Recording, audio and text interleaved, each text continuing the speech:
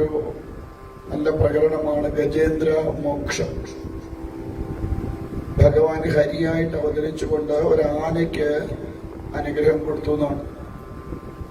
അപ്പോഴാണ് ചോദിക്കുന്നത്, ഈ ആനയൊക്കെ രക്ഷിക്കാനായിട്ട് ഭഗവാൻ ഇങ്ങനെ അവതരിക്കേണ്ട കാര്യമുണ്ടോ? അപ്പോ ആ ആനയ്ക്കുള്ള പ്രത്യേകത എന്താണ് എന്നാണ്. അപ്പോഴാണ് പറയണത്, അത് വെറും ഒരു ആനയല്ല, ശാപം കൊണ്ട് ആനയായതാണ്. ആരുടെ ശാപം കൊണ്ട്? അഗസ്ത്യമുനിയുടെ ശാപം കൊണ്ട് ആനയായിട്ട് മാറിയതാണ്. ചോദിച്ചു, അതെന്താ കാര്യം? അങ്ങനെ അദ്ദേഹത്തിന് ശാപം കിട്ടാനുണ്ടായ കാരണം എന്തെങ്കിലും അത്ര ഭയങ്കരമായ തെറ്റുമല്ലോ ചെയ്തോ? പറഞ്ഞു, അറിഞ്ഞുകൊണ്ടൊന്നും ചെയ്തതല്ല, പക്ഷേ ശാപം കിട്ടി.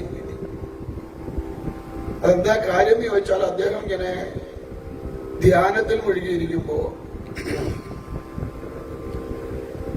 അഗസ്ത്യമുനി അതുവഴി പോയി. അതിലേ അപ്പൊ അഗസ്ത്യനെ കണ്ടിട്ട് ഇദ്ദേഹം വന്ദിച്ചില്ല എന്നതാണ് പ്രശ്നം. സജ്ജനങ്ങൾ വരുമ്പോ അവരെ വന്ദിക്കണം എന്നൊരു നിയമം പറയാറുണ്ട്. ഗുരുക്കന്മാര്, ശ്രേഷ്ഠന്മാരായ ഗുരുക്കന്മാര് വരുമ്പോ അവരെ എഴുന്നേറ്റ് വന്ദിക്കുക എന്നതൊരു സംസ്കാരമാണ്. അല്ലെങ്കിൽ നമ്മളെക്കാൾ മുതിർന്നവര് നമ്മുടെ അടുത്തേക്ക് വരുമ്പോ അവിടെ ഇരിക്കുകയാണെങ്കിൽ അവിടെ നിന്ന് എഴുന്നേറ്റ് അവരെ വന്ദിക്കണം എന്നൊക്കെയാണ്. പണ്ടുകാലത്ത് അങ്ങനെയൊക്കെ ആയിരുന്നു അല്ലേ? അമ്മാവൻ കയറി വരുമ്പോ അനന്തരം ഒക്കെ ഉണ്ടെങ്കിൽ എന്തുവായിരുന്നു? അവിടുന്ന് എഴുന്നേറ്റ് മാറിക്കൊടുക്കുമായിരുന്നു ഇല്ലേ? ഇല്ലേ, അങ്ങനെയല്ലായിരുന്നു. ഇപ്പൊ അമ്മാവൻ കയറി വന്ന അനന്തരം എന്താ പറയും? ഹായ് മാമ, അങ്കിൾ, സുഖം തന്നെ, അവിടെ അവിടെ എടുത്തോളാൻ പറയും അല്ലേ? അങ്ങനെ അങ്ങനെ അഗസ്ത്യമുനിയെ കണ്ടിട്ട് ഇദ്ദേഹം എഴുന്നേറ്റ് വന്ദിച്ചില്ല. അത് അഗസ്ത്യമുനി വിചാരിച്ചു അഹങ്കാരം കൊണ്ടാണ് എന്ന് വിചാരിച്ചതാണ്. അതുകൊണ്ട് അദ്ദേഹം ഒരു ശാപം കൊടുത്തു, എന്നെ കണ്ടിട്ട് അനങ്ങാതിരുന്നത് കൊണ്ട് നീ ഒരാനയായി പോവട്ടെ എന്നൊരു ശാപം കൊടുത്തു. ഈ ചിലര് വിചാരിക്കുന്ന ശാപം എന്ന് പറയുന്നത് വിളിച്ചു പറയുന്നത് ആ ശാപം എന്നാ. അല്ല, മനസ്സുകൊണ്ട് വിചാരിച്ചാലും അത് ശാപമായിട്ട് മാറും. എന്നിട്ട് പറയില്ലേ, മുതിർന്നവര് വരുമ്പോ എഴുന്നേറ്റില്ലേ പ്രാണം കിടന്ന് പെടയും, അതുകൊണ്ട് ആ എഴുന്നേറ്റ് നിൽക്കണം അല്ലെങ്കിൽ എഴുന്നേറ്റ് മാറിക്കൊടുക്കണം എന്നൊക്കെ പറയണമെന്ന് പറയും ഇല്ലേ? കേട്ടിട്ടുണ്ടോ അങ്ങനെ? ഇപ്പോഴേ ഉറക്കം തൂങ്ങാൻ തുടങ്ങിയോ? ഇപ്പോഴേ ഉറക്കം തൂങ്ങാൻ തുടങ്ങിയ? ഒന്നും മിണ്ടുന്നില്ല. കഥ കേൾക്കണമെന്നില്ലേ? കഥ കേൾക്കണ്ടേ? ആർക്കും ഭാഗവതം കേൾക്കണ്ടേ? പിന്നെ എന്നിട്ട് എന്തായാലും ഒന്നും മിണ്ടാത്ത കേട്ടോണ്ടിരിക്കുന്നത്. ഇങ്ങോട്ടുകൂടെ എന്തെങ്കിലും ഒന്നൊക്കെ പറഞ്ഞാലല്ലേ അത് പിന്നെ ചോദിക്കുന്നുണ്ടാവും പറഞ്ഞിരുന്ന ഞാൻ പിന്നെ എങ്ങനെ പറയുക? നിങ്ങളുടെ അടുത്തുനിന്നും കൂടെ എന്തെങ്കിലുമൊക്കെ ഒരു മറുപടി കിട്ടിയാലല്ലേ നിങ്ങളത് ശ്രദ്ധിക്കുന്നുണ്ടോ ഇല്ലയോ എന്നൊക്കെ എനിക്ക് അറിയാൻ പറ്റുള്ളൂ. നിങ്ങളിങ്ങനെ കണ്ണും തള്ളി എന്നെ നോക്കിക്കൊണ്ടിങ്ങനെ ഇരുന്നാൽ ഞാൻ എന്തോന്ന് വിചാരിക്കും? അപ്പോ എന്താ ഈ പ്രാണം പിടയുക എന്ന് പറയാ? പ്രാണം പിടയുക എന്ന് പറയുന്നത് പ്രാണം പിടയുന്നതുകൊണ്ടൊന്നുമല്ല, അവര് മനസ്സുകൊണ്ട് എന്ത് ചെയ്യും?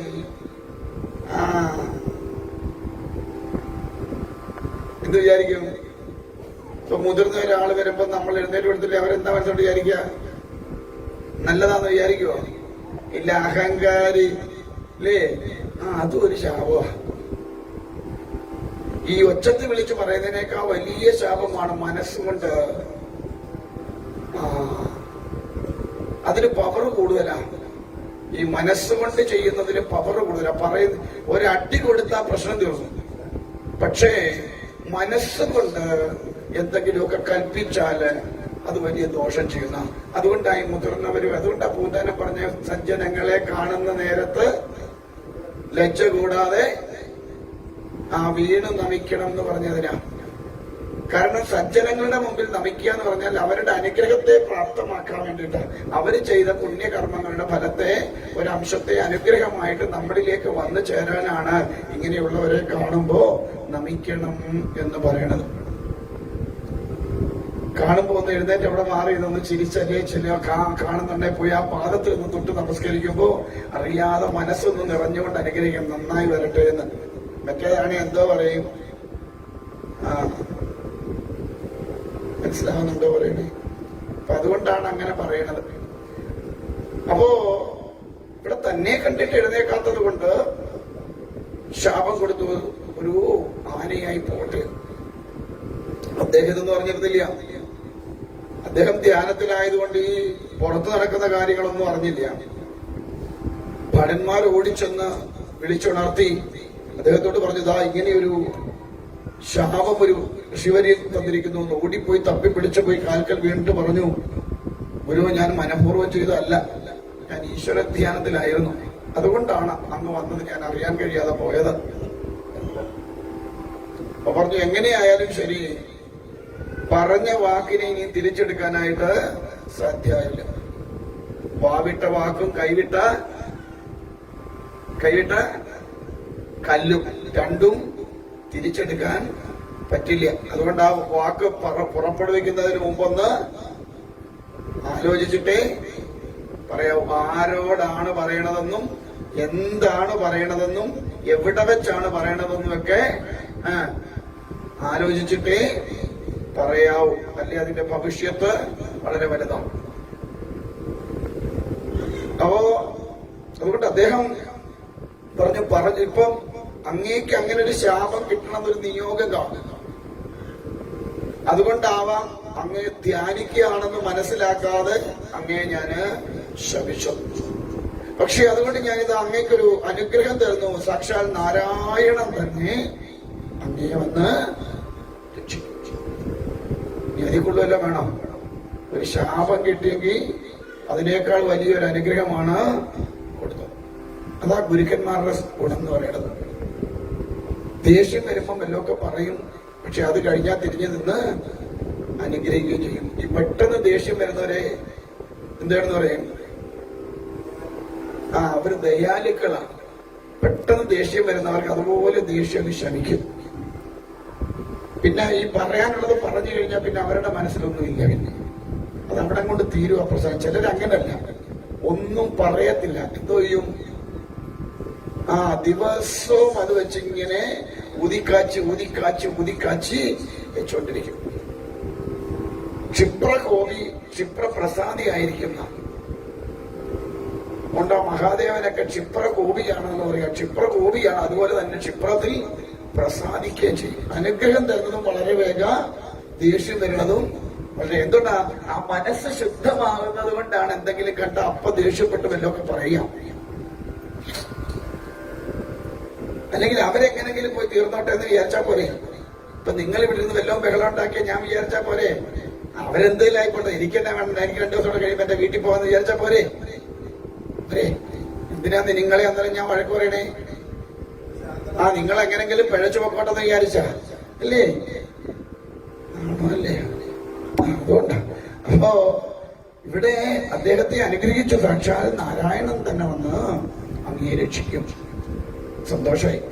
എന്താ കാരണം, ഒരു ശാപം കിട്ടിയെങ്കിലും കുഴപ്പമില്ല, സാക്ഷാൽ നാരായണൻ തന്നെ വന്ന് രക്ഷിക്കുമല്ലോ എന്ന് സന്തോഷം.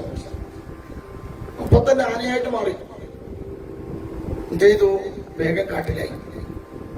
കാട്ടിൽ ചെന്നപ്പോഴോ ആ ഒരു രാജാവിന്റെ പ്രൗഢിയോടുകൂടി തന്നെ അദ്ദേഹം ആനയായിട്ടിരുന്നപ്പോഴും ഉണ്ടായിരുന്ന. അതുകൊണ്ട് എല്ലാ ആനകളും എല്ലാ മൃഗങ്ങളും ഈ ഗജശ്രേഷ്ഠന്റെ പിന്നാലെയായി. നല്ല അഴകൊത്തിയ ഒരാന. പിടികളൊക്കെ ഇദ്ദേഹത്തിന്റെ കൂടെ കൂടി, അനേകം പിടികൾ കൂടി. ആനയുടേതായ എല്ലാ സ്വഭാവങ്ങളും കാണിക്കാൻ തുടങ്ങി.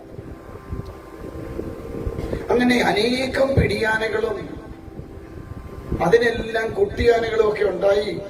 ഇങ്ങനെ വലിയൊരു സമൂഹത്തിൻ്റെതായ കാട്ടിലെ വലിയൊരു ആനകളുടെ എല്ലാം നേതാവായിട്ട് മുൻപിൽ നിന്നുകൊണ്ട് നയിക്കാൻ തുടങ്ങിയതാണ്. ഈ ഗജശ്രേഷ്ഠന്റെ അടുത്ത് സിംഹമാണ് കാട്ടിലെ രാജാവ്. പക്ഷെങ്കിൽ സിംഹം പോലും അദ്ദേഹത്തിന്റെ മുമ്പിൽ വന്ന് അങ്ങനെ ധൈര്യത്തിൽ നിൽക്കില്ല എന്നൊരവസ്ഥയെത്തി. എന്തോ ഒരു വല്ലാത്ത അവസ്ഥ. അങ്ങനെ ഒരു ദിവസം ഈ ആനകളെല്ലാം കൂടെ കൂടിയിട്ട് എന്ത് ചെയ്തു, ജലം തേടിപ്പോയി. അങ്ങനെ ചെന്ന് വലിയൊരു താമരക്കുളം കണ്ടു. എവിടാ താമരക്കുളം? കേട്ടിട്ടുണ്ടോ താമരക്കുളം എന്ന്? എവിടാ അത്? അപ്പുറം ഉണ്ട് ഒരു താമരക്കുളം അല്ലേ? ആ താമരക്കുളം അല്ല, ഇത് താമര വളർന്ന വലിയൊരു കുളം. അവിടെ ചെന്നു. എന്നിട്ട് എന്ത് ചെയ്തു? ഗജശ്രേഷ്ഠൻ അദ്ദേഹം ആദ്യം ഇറങ്ങി ആ കുളത്തിനകത്ത് വല്ല കുഴപ്പങ്ങളൊക്കെ ഉണ്ടോ എന്ന് നോക്കി. അങ്ങനെ വേണമെന്നാ, നേതാക്കന്മാരായാൽ അങ്ങനെ വേണമെന്നാ, മുമ്പിൽ നിന്നുകൊണ്ട് കൂടെയുള്ളവരെ നയിക്കണം. എന്നിട്ടോ കുഴപ്പം വരുമ്പോ അണികളെ മുമ്പിൽ നിർത്തിയിട്ട് നേതാവ് പുറകെ നിൽക്കണം. അതാണോ നേതാവ്? അങ്ങനല്ല. നേതാവെന്ന് പറഞ്ഞാല് എല്ലാ സമയത്തും മറ്റുള്ളവരെ മുമ്പിൽ നിന്നുകൊണ്ട് നയിക്കുന്നവനാണ് നേതാവ്. തന്റെ കൂടെ വരുന്നവർക്ക് ഒരു അപകടവും വരാതെ കാത്ത് സംരക്ഷിക്കേണ്ട ഉത്തരവാദിത്വം ആർക്കുണ്ട്? മുൻപിൽ നിൽക്കുന്ന നേതാവിനുണ്ട്. ഇപ്പൊ അങ്ങനെ വല്ല വന്നോ? എന്താ കാണിച്ചു തരുന്നത് നമുക്കൊക്കെ? കൊണ്ട് ഗജശ്രേഷ്ഠൻ ആദ്യം കുളത്തിൽ ഇറങ്ങി വല്ല കുഴപ്പങ്ങൾ എന്തെങ്കിലും ഒക്കെ ഉണ്ടോ എന്ന് നോക്കിക്കഴിഞ്ഞിട്ട് കൂടെ വന്ന ആനകൾക്ക് സിഗ്നൽ കൊടുത്തു. എന്താ? ഇറങ്ങി പോന്നോളാൻ. അങ്ങനെ വേണം. പണ്ട് കാലത്ത്, ഇപ്പോഴല്ലേ കാറും ഒക്കെ ഉണ്ടായി. പണ്ട് കാലത്ത് അമ്മയും അച്ഛനും മക്കളും കൂടെ ബസ്സിന് പോകാൻ പോയി കഴിഞ്ഞാൽ ആദ്യം വണ്ടിയെ കയറുന്ന ആരായിരിക്കും? ആരാ ബസ്സിൽ ആദ്യം കയറുക? നിങ്ങളൊക്കെ പോയിട്ടില്ലേ ഭർത്താവിനെയും പിള്ളേരെയും കണ്ടൊക്കെ?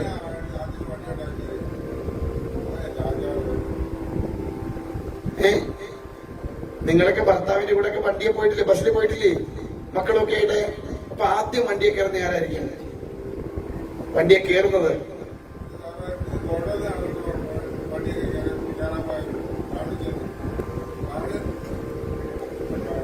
ആരായിരിക്കും ആദ്യം വണ്ടിയെ കയറുക? മക്കളും ഭാര്യയും. അല്ല, ആദ്യം കയറുന്ന ആരാ? ഭാര്യയാണോ, മക്കളാണോ, അച്ഛനാണോ? മക്കളെ കയറിയിടുവോ? അച്ഛന് തല്ലു കൊടുക്കണം.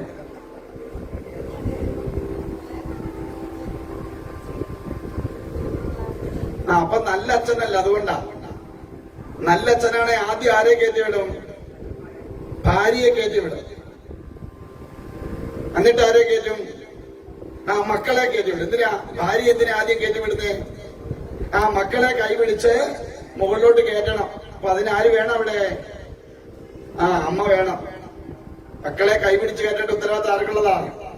അമ്മയ്ക്കുള്ളതാ. ഇവിടുന്ന് കൈപിടിച്ച് അങ്ങോട്ട് വരുമ്പോ മുകളിലോട്ട് കയറ്റി വെക്കേണ്ട ഉത്തരവാദിത്തം അമ്മയ്ക്കുള്ളതാ. ലാസ്റ്റ് ആര് കയറൂ? അച്ഛൻ കയറും. ഇറങ്ങുമ്പോ ആര് ആദ്യം ഇറങ്ങും? വണ്ടിയിൽ നിന്ന് ഇറങ്ങുമ്പോ ആര് ആദ്യം ഇറങ്ങാം? അച്ഛൻ ആദ്യം ഇറങ്ങും. എന്തിനാ? അവരെ ഇറക്കാൻ അവർക്ക് വേറെ കുഴപ്പമൊന്നും ഇല്ലാതെ അവരെ സുരക്ഷിതമായിട്ട് ഇറക്കേണ്ട ഉത്തരവാദിത്വം അച്ഛനുണ്ട്. അതിന് അച്ഛൻ ആദ്യം ഇറങ്ങി. അത് കഴിഞ്ഞ് ആരെ ഇറക്കും? മക്കളെ ഇറക്കും. പിന്നെ ഭാര്യ ഇറക്കും. ഇങ്ങനെയൊക്കെ ആയിരുന്നു. എന്റെ സ്വാമി, ഞങ്ങള്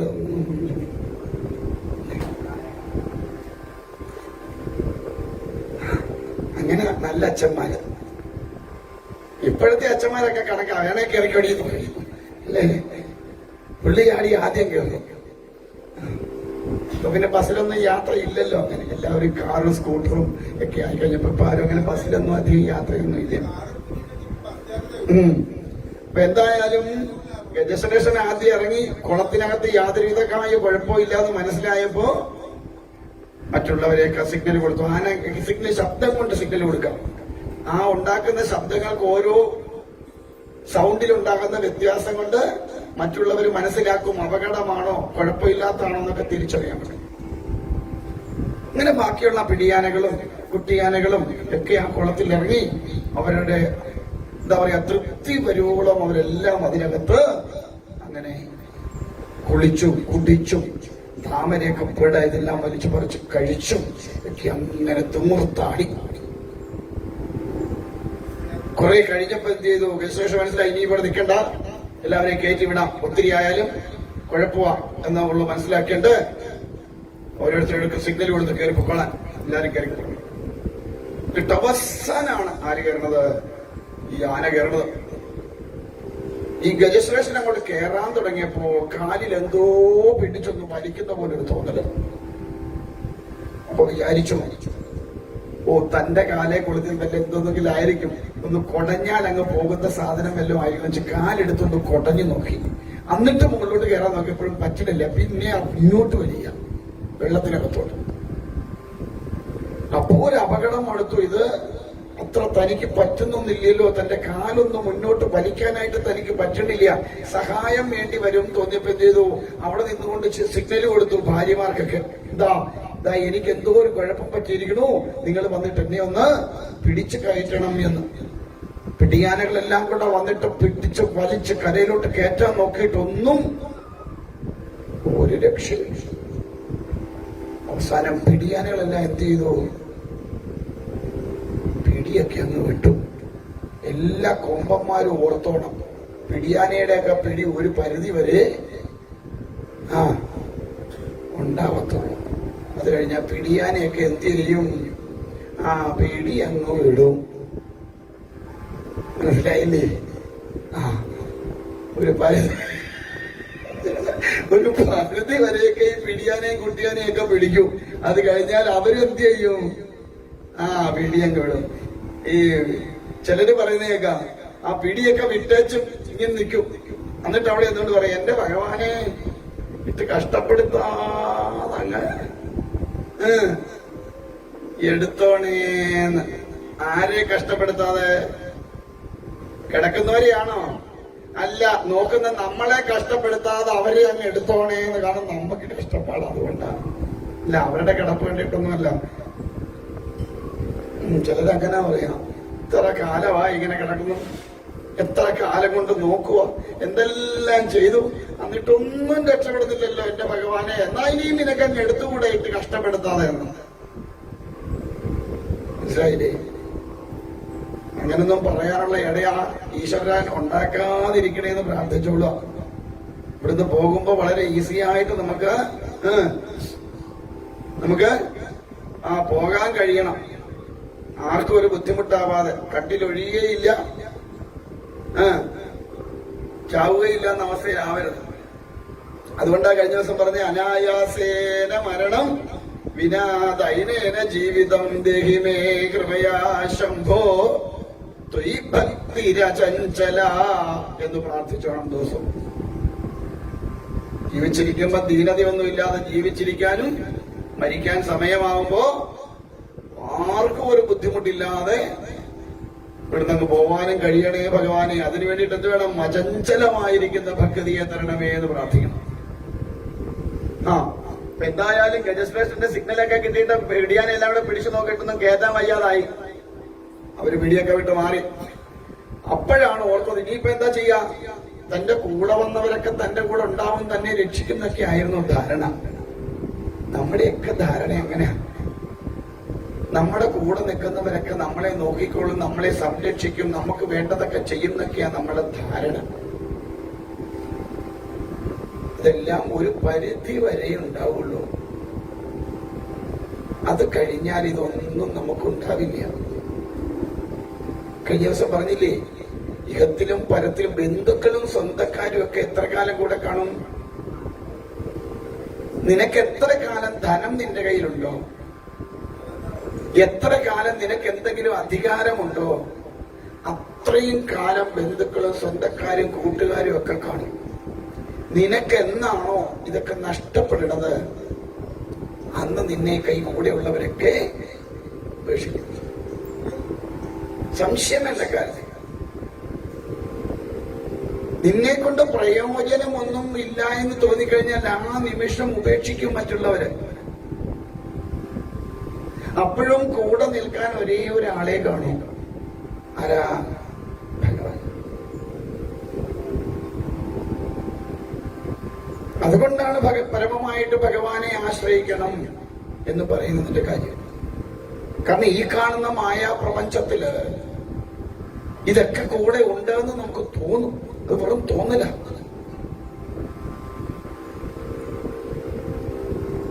പണ്ട് ഒരു പഴയ ഇത് പറയുമല്ലോ, നടക്കുമ്പോ നാടും നാട്ടാരും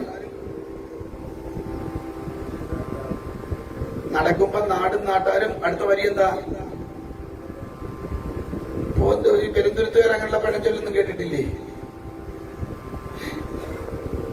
കിടക്കുമ്പോ താനും കട്ടിലും ഇല്ലേ? നടക്കുമ്പോ നാട്ടുകാരൊക്കെ കാണും, പക്ഷെ കിടക്കുമ്പോ ആരെയാണോ? കിടക്കുന്ന കട്ടിലും കാണുമോടെ താനും കാണും. അങ്ങനെ ബാക്കിയുള്ളവരൊക്കെ വന്ന് നോക്കിയിട്ട് ഇങ്ങനെ നെത്തി നോക്കിയിട്ട് ചോദിക്കും, എങ്ങനെയുണ്ട് ഇപ്പം ടാറ്റാന്നും പറഞ്ഞ അവരൊക്കെ പോകും. ആരെങ്കിലും നമ്മുടെ കൂടെ ഇരുന്ന് നമ്മുടെ ദുഃഖത്തിൽ പങ്കുചേരുവോ? എന്നിട്ട് എന്താ പറയും? ആ സാരയില്ല, ഇപ്പൊ എന്തോ ചെയ്യാൻ പറ്റുമോ, അനുഭവിക്കാതെ. നീ ചെയ്തു വെച്ചതൊക്കെ നീ തന്നെ അനുഭവിച്ചോളാൻ ഈ കൂടെ നടന്നവരൊക്കെ പറയും. മനസ്സിലാവുന്നുണ്ടോ പറയണേ? അതുകൊണ്ട് ഈ കാണുന്നതൊക്കെ എന്നും കൂടെ ഉണ്ടാവും എന്നുള്ള ധാരണയൊന്നും വേണ്ട. ശാശ്വതമായതൊന്നും കൂടെ നിൽക്കണതല്ല. ആർക്കു വേണ്ടിയിട്ടാണോ ഈ ജീവിതം മാറ്റിവെച്ചിട്ടുള്ളത്, അവര് ഈ ശരീരത്തിൽ ദേഹം വിട്ടുപോയി കഴിയുമ്പോ അറയ്ക്കുന്ന പ്രേതമായിട്ട് കാണുന്ന.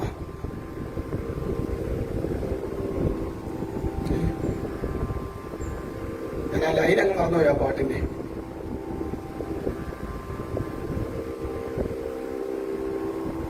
അപ്പോ ഇവിടെ ഗജശ്രേഷ്ഠന് മനസ്സിലായി, ഇനി തന്നെ രക്ഷിക്കാൻ ആരും ഇല്ല.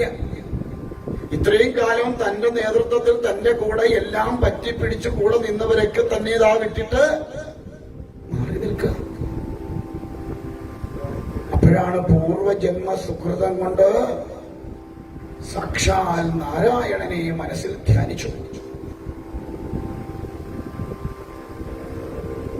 ഭഗവാനെ ആർത്തനായിട്ട് വിളിച്ചു, പറഞ്ഞു, നാരായണ, ഇവിടെ ഇനിയിപ്പൊ എന്നെ രക്ഷിക്കാൻ നീ മാത്രമേ ഉള്ളൂ, വേറെ ആരെ കൊണ്ട് സാധ്യമാവില്ല. എന്നെ എന്തോ വല്ലാതെ പിടികൂടിയിട്ടുണ്ട്. അതുകൊണ്ട് നീ ഈ സംസാരാർണവത്തിൽ നിന്ന് നീ എന്നെ ഒന്ന് കരകയറ്റാനായിട്ട് എന്ത് ചെയ്യണം? ഇവിടെ വന്ന് എന്നെ ഒന്ന് രക്ഷിക്കണം. എന്നിട്ട് എന്ത് ചെയ്തു? ഒരു താമരപ്പൂ പറിച്ച് ഭഗവാൻ എന്ന സങ്കല്പത്തില് അങ്ങോട്ട് ഇട്ട് കൊടുത്തു. ഭഗവാൻ ആ വിളി കേട്ടു. തന്റെ ഭക്തൻ അപകടത്തിൽ പെട്ടിട്ട് തന്നെ ആർത്തനമായിട്ട് വിളിക്കുമ്പോൾ ഭഗവാൻ അത് കേട്ടുകൊണ്ടിരിക്കാൻ പറ്റില്ല. ഭക്തന്റെ ദുഃഖം ഒരിക്കലും ഭഗവാൻ സഹിക്കുന്നതല്ല. അതുകൊണ്ട് ഭഗവാൻ എന്ത് ചെയ്തു? വേഗം തന്നെ ഗരുഡോപരിയേറി ഗജശ്രേഷ്ഠന്റെ അരികിലെത്തി. എന്നിട്ട് എന്ത് ചെയ്തു? ആ തുമ്പിക്കൈയിൽ പിടിച്ച് കരയിലേക്ക് കയറ്റിയപ്പോഴാണ് കാലിൽ എന്താ? വലിയൊരു മുതല. ഭഗവാൻ തന്റെ സുദർശനത്തെ സ്മരിച്ചു. ആ സുദർശന ചക്രം കൊണ്ട് ആദ്യം ഈ മുതലയെ നിഗ്രഹിച്ചു മോക്ഷം കൊടുത്തു. എന്നിട്ടോ ഗജശ്രേഷ്ഠനെ ഭഗവാൻ വൈകുണ്ഠത്തിലേക്ക് കൊണ്ടുപോവുകയും ചെയ്തു. നോക്കൂ, ഇവിടെ ഗജശ്രേഷ്ഠനെ മുതലയെ വേണമെങ്കിൽ ഇത് ചെയ്ത് വായന്ന് വലിച്ചു കൊടുത്തത് വെറുതെ വിടാതിരിക്കുകയാണ് ദുഃഖിലേ. പക്ഷെ സുദർശനം കൊണ്ട് എന്ത് ചെയ്തു? അതിനെ നിഗ്രഹിച്ചു. അപ്പൊ ചോദിച്ചത്, ആരാ മുതലയായിട്ട് അവിടെ വന്ന് കിടന്നേ? പറഞ്ഞു, ഹൂഹു എന്ന് പറയുന്ന ഒരു ഗന്ധർവനാത്രേ. അദ്ദേഹം ദേവലൻ എന്ന് പറയുന്ന ഒരു ഋഷിവര്യന്റെ ശാപം കൊണ്ട് മുതലയായി മാറിയതാണ്. എങ്ങനെ? ഈ ഇദ്ദേഹം ഇങ്ങനെ ജലമെടുത്ത് തർപ്പണം ചെയ്തുകൊണ്ടിരുന്നപ്പോ ഈ ഹൂഹൂന്ന് ഗന്ധർവന് ഒരു രസം തോന്നി. എന്താ? വെള്ളത്തിന്റെ അടിയിൽ കൂടെ ഊളിയിട്ട് വെച്ച് കാലെ പിടിച്ച പറ്റ വലിക്ക് ഈ തർപ്പണം ചെയ്തുകൊണ്ടിരിക്കുന്ന ആൾക്ക്. ഇല്ലേ, പട്ടുകാലത്ത് കുഞ്ഞുനാളിലൊക്കെ കുളത്തിലൊക്കെ ആരിലോ കുളിക്കാൻ പോകുമ്പോൾ അങ്ങനെ ചെയ്യുമായിരുന്നു ഇല്ലേ? അടിയിൽ കൂടെ ഊളിയിട്ട് എന്നേച്ച് ആ പൊക്കി ഒരൊറ്റ മറിക്കും. ഞങ്ങളൊക്കെ ചെയ്തിട്ടുണ്ട്. ഞാൻ ഏത് ഹൂഹു ആവുമെന്ന് ദൈവം തമ്മിൽ അറിയാവുമെന്ന് അറിഞ്ഞുകൂടാ. എന്തായാലും പണ്ടുകാലത്തൊക്കെ ചെയ്തിട്ടുണ്ട്. കുട്ടിക്കാലത്തൊക്കെ കുളത്തിലൊക്കെ കുളിക്കുമ്പോ അടിയിൽ കൂടെ ഊളിയിട്ട് എന്നേച്ച് പൊക്കിയെടുത്തൊരു മനുഷ്യന് മറിക്കും. അപ്പോ ഇനി അടുത്ത ജന്മത്തിൽ ചിലപ്പോ മുതലാക്കി ആയേക്കും, അറിയാൻ പറ്റത്തില്ല ഇല്ലേ? ആ സന്തോഷം. അപ്പൊ എന്തായാലും അങ്ങനെ ആ ദേവരന്റെ കാലെ പിടിച്ച് വലിച്ച് വെള്ളത്തിലോട്ട് മുക്കിയോണ്ട് അദ്ദേഹം ശപിച്ചതാ എന്ത്? നീ ഒരു മുതലയായി പോകട്ടെ. അപ്പോ അദ്ദേഹത്തിന് ആദ്യം മോക്ഷം കൊടുത്തു. പിന്നെയാണ് ഗജേന്ദ്രനെ കൊണ്ടുപോണത്. നോക്കൂ, ഭഗവത് ഭക്തന്റെ കാലെ പിടിച്ചാൽ മതി രക്ഷപ്പെടാൻ. ഭഗവാനെ നേരിട്ട് പിടിക്കണമെന്നൊന്നുമില്ല. എന്ത് ചെയ്താൽ മതി? ഭഗവാന്റെ ഭക്തന്റെ കാലിൽ ഒന്ന് പിടിച്ചാൽ പോലും രക്ഷപ്പെടാം.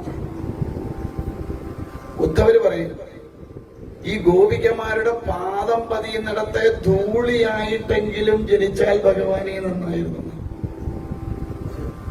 ഭഗവത് ഭക്ത ദാസാനുദാസനെങ്കിലും ആകണേന്ന് പ്രാർത്ഥിക്കണം എന്നാ.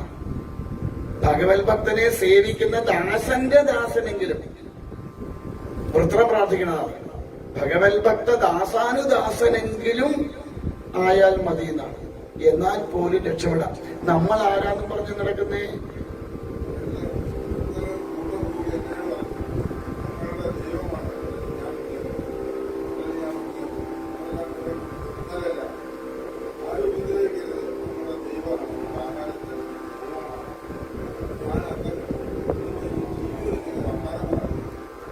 അപ്പോ ഭഗവത് ഭക്തന്റെ ദാസന്റെ ദാസനെങ്കിലും ആയാൽ തന്നെ മുക്തി കിട്ടുന്ന. നമ്മളൊക്കെ ആരാന്ന് പറഞ്ഞ നടക്ക? ഭക്തരാന്ന് പറഞ്ഞല്ലേ അടക്കണേ? ആണോ? ഇല്ലേ? ഞാനേ ഞാൻ ഭക്തനാന്ന് പറഞ്ഞ അടക്കണേ. പക്ഷെ ഈ സാധനം നമുക്കുണ്ടോ ഭക്തി? നമ്മള് ഭക്തിയുടെ എണ്ണം കൂട്ടുന്ന എങ്ങനെ അറിയുന്നത്? എങ്ങനെയാ? നെറ്റിക്കെ കുറി നോക്കിയിട്ടാ, ഇല്ലേ? ഗണപതി ഹോമത്തിന്റെ കരി ഏറ്റവും താഴെ, അതിന്റെ മുകളിൽ ഒരു ഭസ്മം, അതിന്റെ മുകളിൽ ഒരു ചന്ദനം, അതിന്റെ മുകളിൽ ഒരു കുങ്കുമം, അതിന്റെ മുകളിൽ ഒരു മഞ്ഞള്, ഇല്ലേ? ഇങ്ങനെ കുറി കൂടുന്തോറും ഭക്തിയുടെ എണ്ണവും. ഇത് വല്ലതും ഭക്തിയുടെ ലക്ഷണമാണോ? ഇപ്പൊ രാവിലെ എന്നെ കണ്ടാ ഞാൻ ഭയങ്കര ഭക്തനല്ലേ? ഇത്ര കുറിയാ, ഇല്ലേ? ഇത് വല്ലതും ഭക്തിക്ക് ആവശ്യമുണ്ടോ? ഭക്തനെ സംബന്ധിച്ച് ഇതൊന്നും ആവശ്യമില്ല. ഭക്തന് പ്രകടമായ ലക്ഷണങ്ങൾ ഒന്നും ഉണ്ടാവില്ല. യഥാർത്ഥ ഭക്തന് പ്രകടമായ ഒരു ലക്ഷണവും ഉണ്ടാവില്ല. ഏകാദശത്തിൽ ഭഗവാനോട് ചോദിക്കും, ഭഗവാൻ ഭക്തന്റെ ലക്ഷണം എന്താണെന്ന്. അപ്പൊ ഭഗവാൻ പറയുന്നുണ്ടെന്നറിയാവോ? ചില നേരത്ത് പാട്ടുപാടും, ചില നേരത്ത് പൊട്ടനെ പോലെ കളിക്കും, ചില നേരത്ത് മാറിയിരുന്ന് കരയും. ഇങ്ങനെയൊക്കെയുള്ളവനെ കണ്ടാൽ നമ്മൾ എന്തോ വിളിക്കും?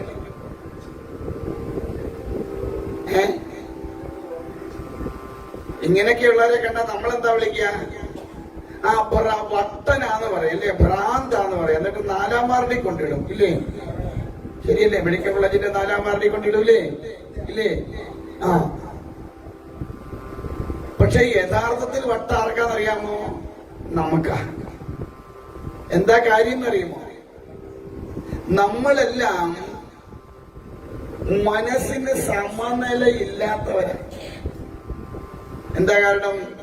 ദുഃഖം വന്നാൽ അമിതമായി ദുഃഖത്തിൽ ആഴ്ന്നു പോവുകയും ചെയ്യും, സന്തോഷം വന്നാൽ അമിതമായി അതിൽ ആഴ്ന്നു പോവുകയും ചെയ്യും.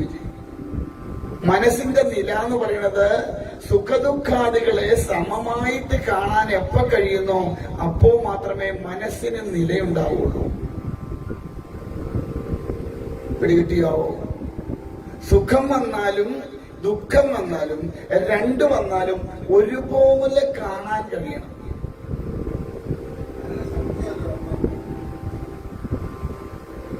മനസ്സിലായോ? അങ്ങനെ സുഖദുഃഖാദികള്, അതുപോലെ തണുപ്പ് വന്നാലും ചൂട് വന്നാലും അതിനെയും ഒരുപോലെ കാണാൻ കഴിയണം.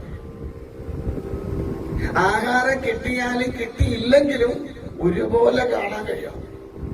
പറ്റുമോ നമുക്ക്? ഉച്ചക്ക് 1 മണിയൊന്നും കഴിയട്ടെ, അന്നേരം കാണാൻ നമ്മുടെ സ്വഭാവം മാറുന്നേ ഇല്ലേ? അപ്പോ ഇത്തരത്തില് നമ്മള് സമനില തെറ്റി എന്ന് പറയുന്നതല്ല. ഇവിടെ ഭഗവാന്റെ ഭക്തി ഉണ്ടായി കഴിയുമ്പോൾ, അല്ലെങ്കിൽ ഭഗവാനിൽ ഭക്തി ഉറച്ചു കഴിയുമ്പോ, അവന്റെ മനസ്സ് പൂർണ്ണമായിട്ടും ഭഗവാനിൽ ലയിച്ചു കഴിയുമ്പോ അത് ആനന്ദവും ദുഃഖവും ഒക്കെ ഉണ്ടാകും.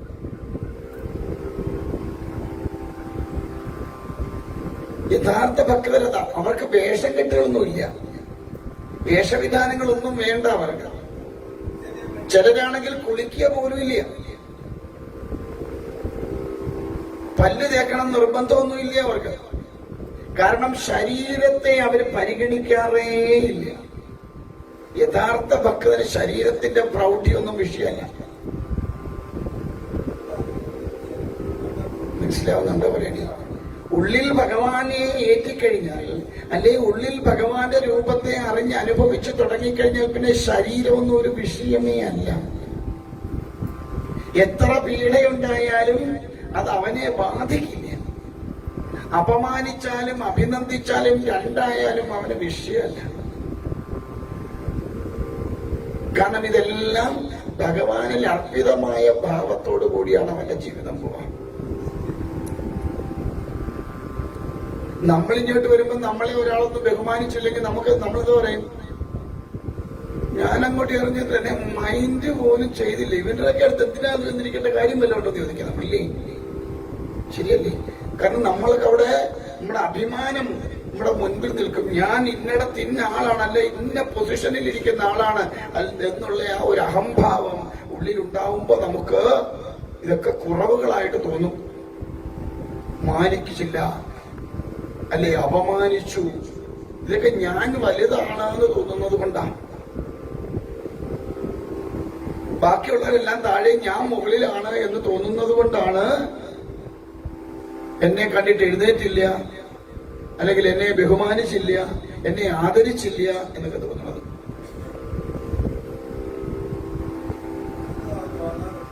മനസ്സിലാവുന്നുണ്ടോ പറയണേ? അപ്പോ അവിടെ ഭഗവാന്റെ ആ സുദർശന ചക്രം കൊണ്ട് അജ്ഞാനം നീങ്ങി. സുദർശനം എന്ന് പറഞ്ഞാൽ എന്താ? സമ്യക്കായിട്ടുള്ള വീക്ഷണം, ശരിയായ കാഴ്ചപ്പാട്, ശരിതെറ്റുകളെ തിരിച്ചറിയാനുള്ള ബോധം, വാക്കത്തിരിവ് എന്ന് വേണമെങ്കിൽ പറയാം. നല്ല കാഴ്ചപ്പാട്, എന്തിലും നല്ലതിനെ കാണാൻ കഴിയുക. ഉദാഹരണം ഞാൻ ഇപ്പൊ പറയാം. ഇപ്പൊ ഈ 6-7 ദിവസം ഞാൻ ഇവിടെ ഉണ്ടെന്ന് വിചാരിക്കാം. കാരണം നമുക്ക് ഉറപ്പൊന്നുമില്ല 7 ദിവസം ഇവിടെ ഇരിക്കാൻ പറ്റുന്നുണ്ടോ? ഉണ്ടോ? ഓരോ ഉറപ്പുമില്ല. ഇവിടെ ഇരിക്കുമ്പോ അങ്ങേര് കൊങ്ങായിക്കൊന്ന് കുത്തി പിടിച്ചാൽ കഴിഞ്ഞു ഇല്ലേ? നിങ്ങൾക്ക് പണിയായി. പിന്നെ ആംബുലൻസ് വിളിക്കണം, മോർച്ചറി മേടിക്കണം, ഇവിടുന്ന് പൊക്കിയെടുത്ത് തൃക്കൊടിത്താനത്തിന് കൊണ്ടുപോകണം, പിന്നെ അമ്പലത്തിൽ ശുദ്ധികലശം നടത്തണം, എന്തെല്ലാം പടാപ്പാടാ. പക്ഷെ ഞാൻ പ്രാർത്ഥിക്കുന്നത് അതാ ഭഗവാനോട്. എന്താ? ഭഗവാനെ ഇതുപോലെ ഇരുന്ന് നിന്റെ കഥ പറഞ്ഞുകൊണ്ടിരിക്കുമ്പോ വിളിച്ചേക്കണേ. എന്താ? കാരണം ഞാൻ രക്ഷപ്പെടുമല്ലോ, നിങ്ങൾ ഞാൻ കഷ്ടപ്പെട്ടാലും. ഭഗവാന്റെ കഥ പറഞ്ഞുകൊണ്ടിരിക്കുമ്പോൾ പോയി കഴിഞ്ഞാൽ രക്ഷപ്പെട്ടു. അപ്പോ ഇവിടെ ഭഗവാൻ എന്ന സ്വരൂപത്തിലേക്കല്ല, തന്റെ ഉള്ളിലിരിക്കുന്ന ആത്മസ്വരൂപത്തിലേക്ക്, ആ സ്വരൂപത്തെ തിരിച്ചറിഞ്ഞു കഴിഞ്ഞാൽ പിന്നെ ജഡത്തെ കുറിച്ച് ചിന്തയുണ്ടാവില്ല. ആ ജഡത്തിന് എന്ത് സംഭവിച്ചാലും പ്രാരബ്ധമനുസരിച്ചിട്ട്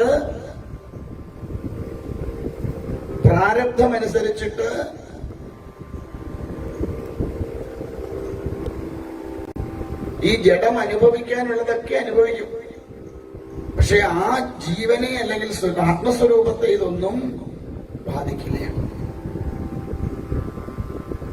അതുകൊണ്ട് നല്ലതായിട്ട് എല്ലാതാണ് ഞാൻ പറഞ്ഞു വന്നു വെച്ചാല്, ഇപ്പൊ ഈ 6 ദിവസം 7 ദിവസം ഞാൻ 6 ദിവസം ഇവിടെ നിന്ന് ഇങ്ങനെ എല്ലാം പറഞ്ഞു വെച്ച് 7-ാം ദിവസം ഉച്ചയ്ക്ക് നമ്മൾ സമർപ്പിക്കാൻ തുടങ്ങുമ്പോ എന്റെ നാവിൽ നിന്ന് എന്തെങ്കിലും ഒരു പാഴ്വാക്ക് വീഴട്ടെ.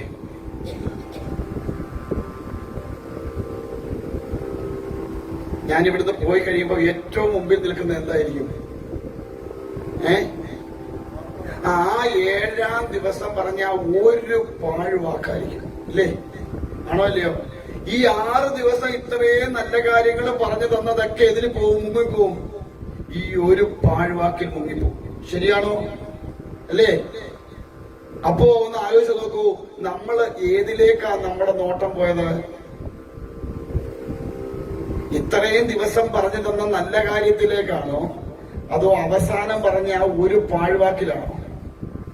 ആ പാഴ്വാക്കിൽ. അപ്പൊ നമ്മൾ നന്മയാണോ കണ്ടത്, തിന്മയാണോ കണ്ടത്? തിന്മയാ കണ്ടത്. അല്ലേ? അപ്പൊ അവിടെ ഈ 99 നല്ലതിനകത്ത് ഒരു മൈനസിനിടാൻ നമ്മൾ ആ മൈനസിനെ പിടിക്കുന്നെങ്കിൽ അതിനർത്ഥം നമുക്ക് എന്തില്ല? ശരിയായ വീക്ഷണം ഇല്ല. ആ 99 നല്ലതിനെ സ്വീകരിക്കാനായിരിക്കണം നമ്മുടെ മനസ്സും ബുദ്ധിയും പ്രവർത്തിക്കണം. അതാ സുദർശനം എന്ന് പറഞ്ഞത്. ശരിയായ കാഴ്ചപ്പാട്, നല്ലതിനെ സ്വീകരിക്കാൻ കഴിയും, സമ്യക്കായിട്ടുള്ള വീക്ഷണം, നല്ല ദർശനം, നല്ല കാഴ്ചപ്പാട്. അതുകൊണ്ട് അത് പ്രകാശപൂരിതമാണ് എന്ന് പറയാൻ കാരണം സർവ ഇരുട്ടിനെ നീക്കാൻ കഴിയും സുദർശനത്തിന്. എന്തുകൊണ്ടാ? അത് പ്രകാശമാണ്. അറിവ് എന്ന് പറയുന്നത് പ്രകാശം. ജ്ഞാനം ഉണ്ടാകുമ്പോ ഉള്ളിൽ പ്രകാശം ഉണ്ടാവും. അപ്പൊ നമ്മുടെ അന്ധതകൾ മുഴുവൻ ഇല്ലാതെയാവും. അതുകൊണ്ട് ആദ്യം ഈ മുതലയെ നിഗ്രഹിച്ച് ആ അജ്ഞത കൊണ്ടുണ്ടായ ആ ശരീരത്തെ ഉപേക്ഷിപ്പിച്ചു കഴിഞ്ഞപ്പോ എന്തായി? ആ ഹൂഹു എന്ന ഗന്ധർവനായിട്ട് തന്നെ അദ്ദേഹം പോയി. ആനയെ മാറ്റി എന്താക്കി? ഭഗവാൻ തന്റെ വിഷ്ണു പാർഷദന്മാരുടെ കൂടെ ഒരാളാക്കി മാറ്റുകയും ചെയ്തു. ചോദിച്ചു ആരായിരുന്നു രാജാവ് എന്ന് പറഞ്ഞു. പാണ്ഡ്യരാജ്യത്തെ ഇന്ദ്രദ്യുമ്നൻ എന്ന രാജാവായിരുന്നു. ഇന്ദ്രദ്യുമ്നൻ. ശ്രീമൂന്ന് ഞങ്ങൾ അങ്ങ് എഴുതും. പണ്ടൊരു പോലീസുകാരൻ ഒരാളെ പിടിച്ചു. എന്താണ് അതിന്റെ പേര്? ദൃഷ്ടദ്യുമ്നൻ എന്ന് പറഞ്ഞു. എന്തോന്ന്? ദൃഷ്ടദ്യുമ്നൻ. ഞാൻ ബാബു എന്ന് എഴുതി, എന്നിട്ട് അവിടെ വിളിക്കും പേര്, അന്നേരം അങ്ങ് വന്നാൽ മതി. കാരണം ദൃഷ്ടദ്യുമ്നൻ എന്ന് എഴുതാൻ പറ്റത്തില്ല, അറിയത്തില്ല എന്ന് പറഞ്ഞാല ഇന്ദ്രദ്യുമ്നൻ എന്നായിരുന്നു പേര്. എന്താ ഇതിൽ നമുക്ക് പഠിക്കാനുള്ളത്? താത്വികമൊക്കെ അവിടെ കിടക്കട്ടെ, നമുക്ക് എന്ത് പഠിക്കാനുണ്ട്? കൂടെയുള്ളവരാരും ഒരു അപകടം ഉണ്ടാകുമ്പോ കാണത്തില്ല. അപ്പൊ എപ്പോഴും ആരെ കൂടെ കാണൂ? സാക്ഷാൽ ഭഗവാൻ മാത്രമേ കൂടെ. ഈ ഒരു ബോധം ഉള്ളിൽ ഉറപ്പിച്ചാൽ മതി. എന്നും ഭഗവാൻ മാത്രമേ കൂടെ കാണൂ, ബാക്കിയുള്ളവരൊക്കെ കുറെ കഴിയുമ്പോ ഉപേക്ഷിക്കും എന്ന ബോധം ഉള്ളിൽ ഉറപ്പിക്കാം. മനസ്സിലാവുന്നുണ്ടോ പറയണേ? അപ്പൊ പിന്നെ അപ്പൊ ശരിക്കും ആശ്രയിക്കേണ്ടത് ആരെയാ? ഭഗവാനെയല്ലേ? ഈ പ്രപഞ്ചത്തിൽ കാണുന്ന ബന്ധുക്കളെ സ്വന്തക്കാരെയൊക്കെ ആശ്രയിച്ചിട്ട് വല്ല കാര്യമുണ്ടോ? ധനത്തെ ആശ്രയിച്ചിട്ട് വല്ല കാര്യമുണ്ടോ? സ്വാമി എത്ര ഏക്കർ വസ്തുവ കിടക്കുന്ന വല്ല കാര്യമുണ്ടോ? എത്ര ഏക്കർ ഉണ്ടായാലും 6 അടി പോരെ? ഇപ്പൊ 6 അടിയും വേണ്ട, ഇപ്പൊ മുഴുവൻ ഗ്യാസാ. ജീവിച്ചിരിക്കുമ്പോ അകത്ത് ഗ്യാസ്, ചത്ത് കഴിയുമ്പോ പുറത്ത് ഗ്യാസ്, എല്ലാം ഗ്യാസായിപ്പോ. ഇപ്പൊ ഭൂമി കുഴിച്ചു മാറ്റേണ്ട ആവശ്യമില്ല, എല്ലാവരും തുറന്നില്ല, ഉള്ളത് വാരിക്കൊണ്ട് ഇതിനകത്ത് കലക്കുകയും ചെയ്യും. ശരിയല്ലേ? ഒന്ന് ആലോചിച്ച് നോക്കൂ. അത്രയ്ക്കേ ഉള്ളൂന്ന് ഇതിന് വരാൻ. അതുകൊണ്ട് ഈ ശരീരം കൊണ്ട് പറ്റുന്നിടത്തോളം കാലം നല്ല കാര്യങ്ങൾ ചെയ്തു പോയാൽ ആ കർമ്മഫലമെങ്കിലും അടുത്ത ജന്മത്തിന് നമുക്ക് നല്ലൊരു ഗുണം ഉണ്ടാവാനായിട്ട് പ്രയോജനപ്പെടും. ചെയ്യുന്ന കർമ്മത്തിന്റെ ഫലമാണ് അടുത്ത ജന്മത്ത് വാസനയായിട്ട് മാറുക, അല്ലെ ആ ജന്മത്തിന് വാസനയായിട്ട് മാറുക. അപ്പൊ സൽക്കർമ്മങ്ങളെ ചെയ്താൽ ആ കർമ്മത്തിന്റെ ഫലം കൊണ്ട് അടുത്ത ഒരു ജന്മം ഇതിനേക്കാൾ കുറെ കൂടെ ശ്രേഷ്ഠതമമായിട്ട് നമുക്ക് കിട്ടും. പിടികിട്ടിയാവോ? ഇനി രണ്ടാമത്തേതോ, അറിഞ്ഞോ അറിയാതെയോ ആണെങ്കിൽ പോലും ഗുരുക്കന്മാരെ നിന്ദിച്ചുകൂടാ. അല്ലെങ്കിൽ മുതിർന്നവരെ കാണുമ്പോ അവരെ എന്ത് വേണം? ബഹുമാനിക്കാം, പഠിക്കണം, പഠിപ്പിക്കണം. നമ്മുടെ മക്കളൊക്കെ ഒന്ന് പഠിപ്പിക്കണം. മുതിർന്നവർ വരുമ്പോ ഒന്ന് എഴുന്നേൽക്കാനും അവരെ ഒന്ന് ആദരിക്കാനും അവരുടെ പാത, അതൊക്കെ കാണേണ്ടത് ശരിക്കും കേരളം വിട്ടുപോകണം. നോർത്ത് ഇന്ത്യയിലേക്കൊക്കെ പോയാൽ കാണുന്ന ഏറ്റവും വലിയൊരു ഗുണത, അവരെവിടെ പോകാൻ നേരം അച്ഛന്റെ അമ്മയുടെ ഉണ്ടെങ്കിൽ അവരുടെ പാദം തൊട്ട് നിർത്തിയിട്ടേ പോകൂ. തിരിച്ച് കയറി വന്ന ഉടനെ അവരെ കെട്ടിപ്പിടിച്ച് ഒരു ഉമ്മയൊക്കെ കൊടുത്തേച്ച് അവരുടെ പാദം തൊട്ട് തൊഴുതേച്ച് അവരകത്തോട്ട് കയറും. അത് അവരുടെ ഒരു സംസ്കാരം. അതുപോലെ ഒരാള് ആ വീട്ടിലോട്ട് കയറി വന്ന ഉടനെ ഒരു ഗ്ലാസ് വെള്ളം കൊണ്ട് കൊടുക്കും. നമ്മളോ ഇരിക്കെ വരുന്നേ എന്ന് പറഞ്ഞൊരു പോക്കാൻ നോക്കും. പിന്നെ 1 മണിക്കൂർ കഴിഞ്ഞ് നോക്കിയാൽ മതി.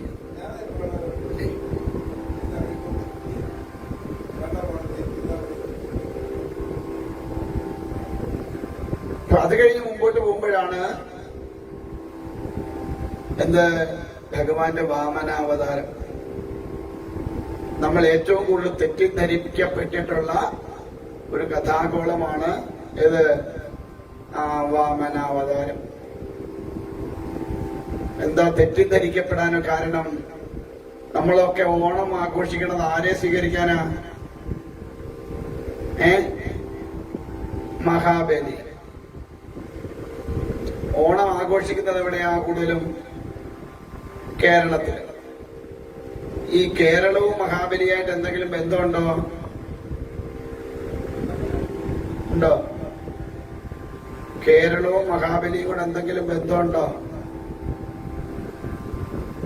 ഒന്നും വേണ്ടുന്നില്ല നാരായണ. വല്ല ബന്ധമുണ്ടോ? അങ്ങനെ ചോദിച്ചാൽ ഞങ്ങൾക്ക് അറിയത്തില്ല അല്ലേ. ഈ മഹാബലി എവിടെ യാഗം നടത്തിയത്? ഭൃഗുകച്ച് എന്ന് പറയുന്ന സ്ഥലത്താണ്. അതായത് നർമ്മദാ നദിയുടെ തീരത്ത് ഭൃഗുകച്ച് എന്ന് പറയുന്ന സ്ഥലത്താണ് യാഗം നടത്തിയത്. ഈ ഭൃഗുകച്ച് എവിടാന്നറിയാമോ? ഗുജറാത്തിലാണ്. മനസ്സിലായോ? എന്തിനാ ഭഗവാൻ അവതരിച്ചത്? മഹാബലി ധർമ്മിഷ്ഠനായിരുന്നു, നല്ല ഭരണകർത്താവായിരുന്നു, ഒക്കെ ആയിരുന്നു. ഭഗവാന്റെ പരമഭക്തനുമായി. അദ്ദേഹത്തിന്റെ യഥാർത്ഥ പേര് ഇന്ദ്രസേനൻ എന്നാണ്. ഭഗവാൻ കൊടുത്ത പേരാണ് മഹാബലി. ശ്രദ്ധിക്കുന്നുണ്ടോ? ഉണ്ടോ? ഒന്നും കണ്ടിട്ട് എനിക്ക് ഇങ്ങനെ തോന്നുന്നില്ല. അതിനാ ഇടയ്ക്ക് ചോദിക്കണേ, ശ്രദ്ധിക്കുന്നുണ്ടോ എന്ന്.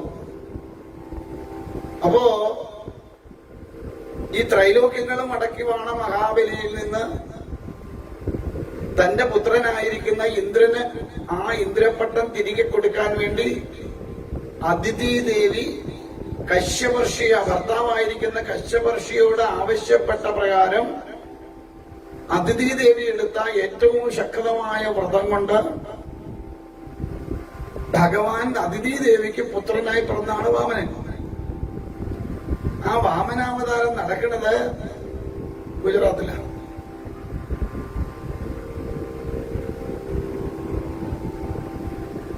ഭഗവാൻ ചെന്നിരിക്കുന്നത് ഗുജറാത്തിലെ ഭൃഗുകച്ച് എന്ന് പറയുന്ന സ്ഥലത്ത് നടത്തുന്ന യാഗം നടത്തുന്ന യാഗശാലയ്ക്ക് അടുത്താണ് ചെന്നിരിക്കുന്നത്.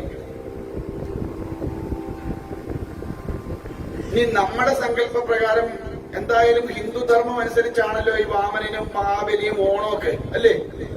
അല്ലേ? നമ്മുടെ വിശ്വാസ പ്രകാരം അല്ലെങ്കിൽ സങ്കല്പ പ്രകാരം കേരളം ആരുടെ സൃഷ്ടിയാ? പരശുരാമന്റെ. പരശുരാമൻ മഴുവെറിഞ്ഞ് ആ കടല് കരയാക്കി വീണ്ടെടുത്തതാണ് ഏത്? കേരളം ആണല്ലോ. ഉറപ്പിച്ചോ? ഉറപ്പിച്ചോ? ഉറപ്പിച്ചു. ശരി. അപ്പോ നമ്മൾ അവതാരം പറയുമ്പോ എങ്ങനെയാ പറയുക? മത്സ്യം, കൂർമ്മം, വരാഹം, നരസിംഹം, വാമനൻ,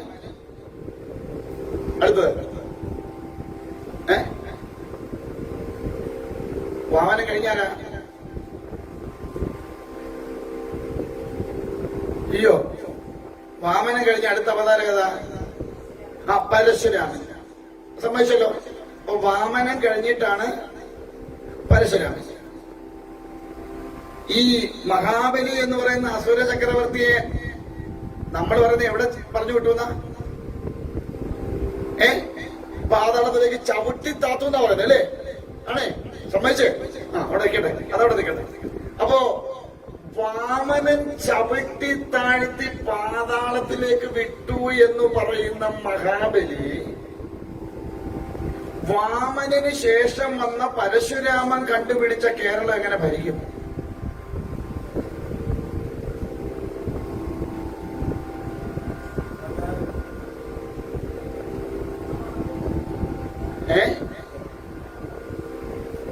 ഇങ്ങനെ അല്ല, ഓർമ്മശക്തിയുടെ അല്ല ഞാൻ ചോദിച്ചു. വാമനനാൽ ചവിട്ടി താഴ്ത്തപ്പെട്ടു എന്ന് പറയുന്ന മഹാബലി വാമനന് ശേഷം വന്ന പരശുരാമൻ കണ്ടെടുത്തു എന്ന് പറയുന്ന കേരളം എങ്ങനെ ഭരിക്കും? ചത്തോ പിന്നെ വരുവോ? അല്ലേ പോട്ടെ, അങ്ങോട്ട് പോയോ പിന്നെയും ഭരിക്കാൻ കയറി വരുവോ?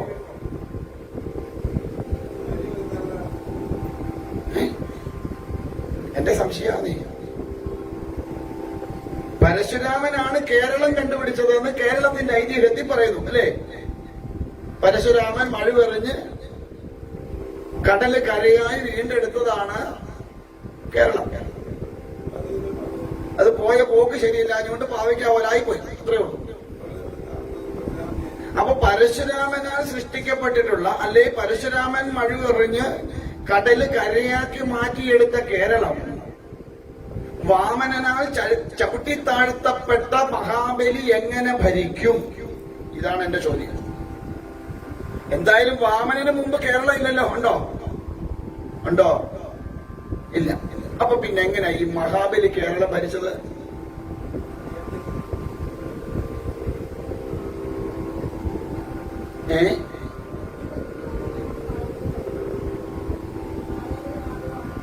ആ മാവേലി നാട് വാണിടും കാലം, അതും ഏത് മാവേലിയാന്ന് വല്ലതും നമുക്ക് അറിഞ്ഞോ? നമ്മളെ കുഴപ്പിച്ചത് അവിടെയാണ്. കാരണം നമ്മുടെ അവതാര പുരുഷന്മാരൊക്കെ അധാർമികന്മാരാണ്, നല്ലത് ചെയ്യുന്നവരെ ആരെയും ഇഷ്ടമല്ല എന്ന് പറഞ്ഞു പഠിപ്പിക്കാൻ ഉണ്ടാക്കിയെടുത്തൊരു മെനഞ്ഞ കഥയാണ്. ഭഗവാൻ വാമനമൂർത്തി മഹാബലിയെ ഒരിക്കലും ചവിട്ടി താഴ്ത്തിയിട്ടില്ല, അതും പാതാളത്തിലേക്കല്ലതാണ്.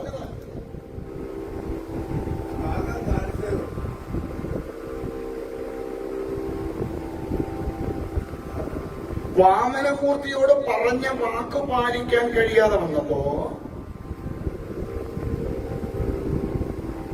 സ്വയമേവ തന്റെ ശിരസ് താഴ്ത്തി കൊടുക്കുകയാണ് ഇന്ദ്രസേനൻ. 3 അടി മണ്ണ് മതി തനിക്ക്.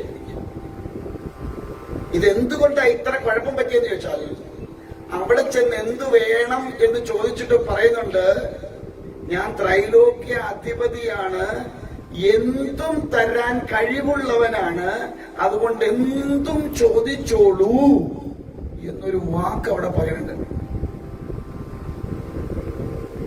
അപ്പോഴാണ് തനിക്ക് 3 അടി മണ്ണ് മതി, ആരുടെയും ശല്യം കൂടാതെ സ്വസ്ഥമായിട്ടിരുന്ന് ഒന്ന് ജപിക്കാൻ പറ്റുന്ന ഒരു 3 അടി മണ്ണ്. ജപിക്കാൻ അങ്ങോട്ട് ഇരിക്കുമ്പോ എഴുന്നേറ്റ് പോടാ, ഇത് എന്റെ സ്ഥലമാണെന്ന് ആരും വന്ന് പറയുന്നു. അത്രേ വേണ്ടൂ എനിക്ക്.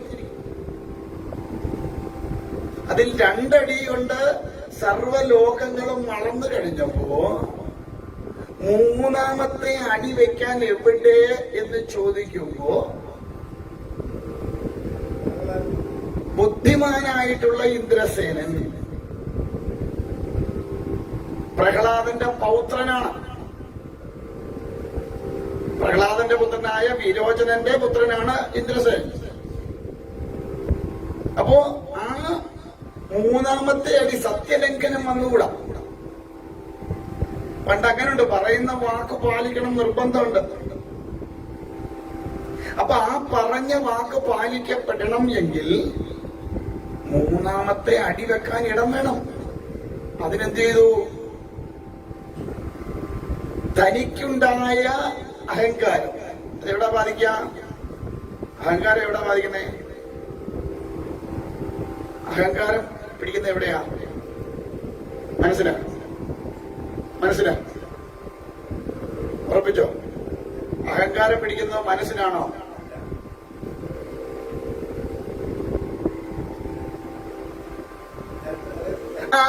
അവിടെ പിടിക്കുന്നത് തലയ്ക്ക് അഹങ്കാരം പിടിക്കുക.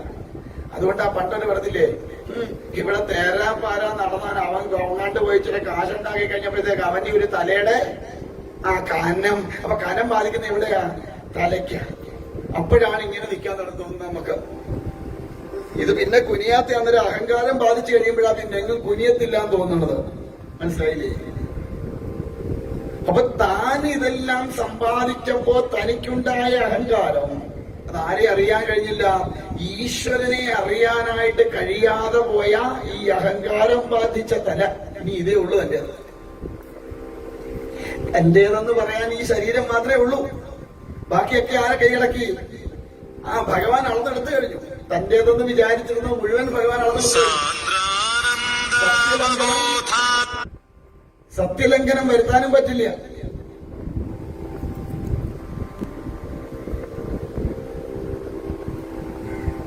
പറഞ്ഞ വാക്ക് പാലിക്കണം. ഭഗവാൻ തന്നെ പറഞ്ഞിട്ടുണ്ട്, ഹേ ഇന്ദ്രസേന, സത്യലംഘനം വന്നുകൂടാ, പിതൃക്കൾക്ക് പോലും സഹിക്കാൻ പറ്റില്ല എന്ന് പറയാം. സത്യലംഘനം വരുത്തിയ നമ്മൾ ഒരുത്തനോട് ഒരു വാക്ക് പറഞ്ഞിട്ട് അത് തെറ്റിച്ചാൽ നമ്മുടെ പിതൃക്കൾക്ക് അത് കേഴുമെന്നാ പറയണേ. ഇതൊക്കെ നമുക്ക് ഗതി കിട്ടാത്തതിന്റെ കാരണം. നമ്മൾ ഈ പറയുന്ന വാക്കൊന്നും ആരോടും പാലിക്കാറില്ല. അത് പിതൃക്കൾ കേഴുമെന്നാ പറയുന്നത്. കാരണം അവരെ കൂടെ പറയിപ്പിക്കുന്നതിന് തുല്യമാണ് നമ്മളെ വാക്ക് പാലിക്കാതിരുന്ന. അതുകൊണ്ട് അവര് ശപിക്കുന്ന പറയാം, കേഴുമെന്ന് പറയാം. പറയണം സത്യലംഘനം വരുത്തിയാല് ആ വംശത്തിന് തന്നെ അപമാനമാണ് വാക്ക് പാലിക്കാത്ത ഒരുത്തനൊരു കുടുംബത്തുണ്ടെങ്കിൽ. തലമുറകൾക്ക് തന്നെ നാണക്കേടാന്ന് പറയും. അപ്പൊ അതുകൊണ്ട് അങ്ങനെയുള്ള ആ സത്യലംഘനം വന്നാൽ പ്രഹ്ലാദന്റെ പൗത്രന് പരമഭക്തനായ പ്രഹ്ലാദന്റെ വംശപരമ്പരയിൽപ്പെട്ടിരിക്കുന്ന നീ സത്യലംഘനം വരുത്തിയാൽ അതിന്റെ മുത്തശ്ശനായ പ്രഹ്ലാദനോട് നാണക്കേടാണ്. അതുകൊണ്ട് അതുണ്ടാവാൻ പാടില്ല. അതിനെന്താണ് ഉപാധി എന്ന് ചോദിക്കുമ്പോഴാണ് കിരീടമൊക്കെ എടുത്ത് താത്തുവെച്ച് തന്റെ തല കുനിച്ച് എവിടെ കൊടുക്കണത്? ഭഗവാന്റെ പാതാരവിന്ദങ്ങളിലേക്ക് സമർപ്പിക്കാം. ഭഗവാൻ എന്ത് ചെയ്തു? തന്റെ പാദം ഉയർത്തി ശിരസിൽ വെച്ച് അനുഗ്രഹിച്ചു. ചവിട്ടിത്താത്തിയൊന്നുമില്ല കേട്ടോ.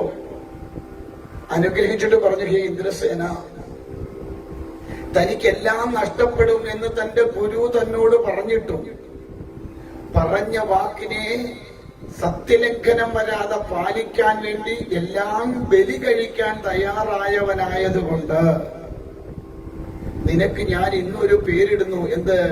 മഹാബലി. ബലി എന്ന് പറഞ്ഞാൽ ദാനം എന്നർത്ഥമുണ്ട്, ത്യാഗം എന്നൊക്കെ അർത്ഥമാണ്.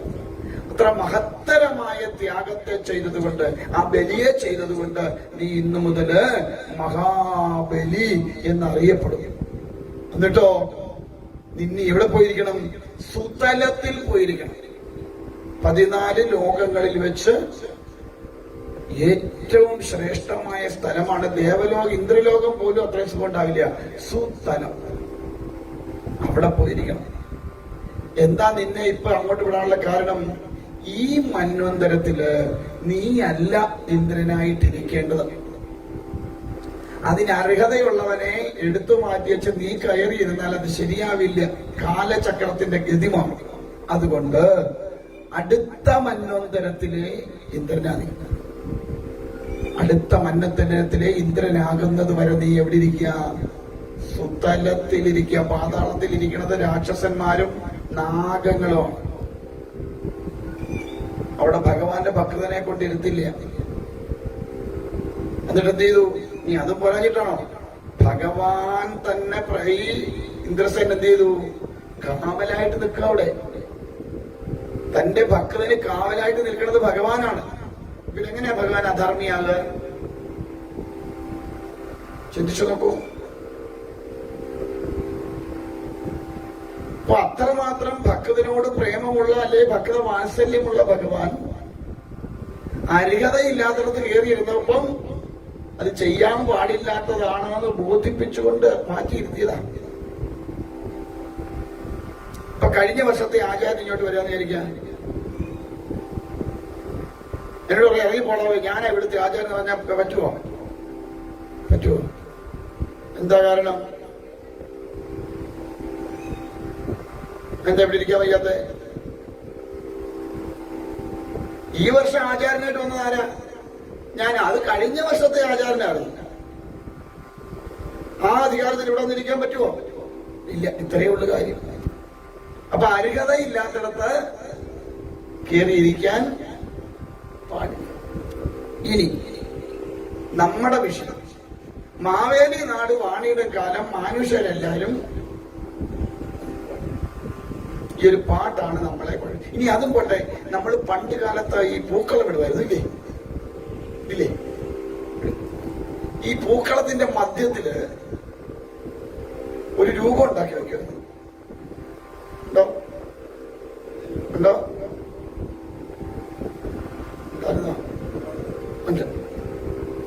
എന്ത് സങ്കല്പത്തിലാ രൂപം ഉണ്ടാക്കി വെക്കണേ?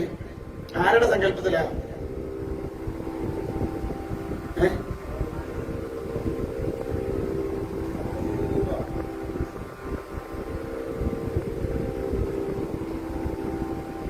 എന്തിന്റെ സങ്കല്പത്തിലാ ആ നടുക്ക് പൂക്കളത്തിന്റെ മധ്യത്തിൽ ഒരു രൂപം ഉണ്ടാക്കി വെച്ചിട്ട് അതിലിങ്ങനെ ചെമ്പരത്തി പൂക്കെ ഈർക്കിലൊക്കെ കുത്തി ഇങ്ങനെ കുത്തി വെക്കില്ലായിരുന്നോ? അത് ആരുടെ സങ്കല്പമായിട്ട് വെക്കാൻ മതിയോ പണ്ട് കാലത്ത് വെച്ചിരുന്നത്? ഓണത്തപ്പൻ അല്ലേ? ആണോ?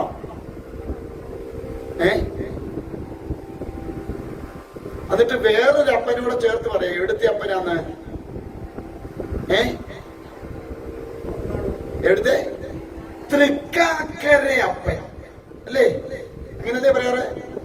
തൃക്കാക്കര അപ്പനെയാണ് ഈ പൂക്കളത്തിന്റെ മധ്യത്തില് സങ്കല്പിക്കുന്നത്. തൃക്കാക്കര ആയിരിക്കണത് മഹാബലിയാണോ വാമനനാണോ? വാമനൻ. അപ്പൊ പിന്നെ എങ്ങനെയാ ഇത് മഹാബലിയാവുന്നേ?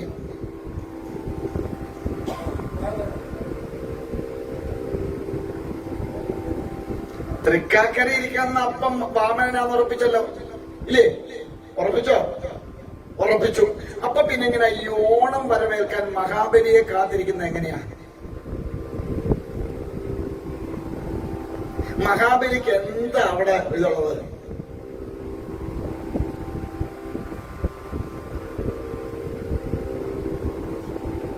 പിന്നെ ആകപ്പാടെ ഇപ്പോൾ നമ്മൾ അസുര കുഞ്ഞുങ്ങളായതുകൊണ്ട് നമ്മൾ വാമനനെ കളഞ്ഞ ചാര എടുത്തു, ആ മഹാബലി എടുത്തു. അത്രേ ഉള്ളൂ കുഴപ്പം.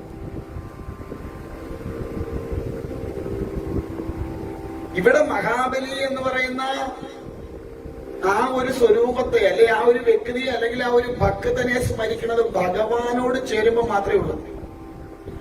ഭക്തന് പ്രാമുഖ്യം വരുന്നത് ഭഗവാനോട് ചേർന്ന്. ഇപ്പോ നരസിംഹാവതാരത്തെ കുറിച്ച് കീർത്തിക്കുമ്പോ ആരെ നമുക്ക് മറക്കാൻ പറ്റില്ല?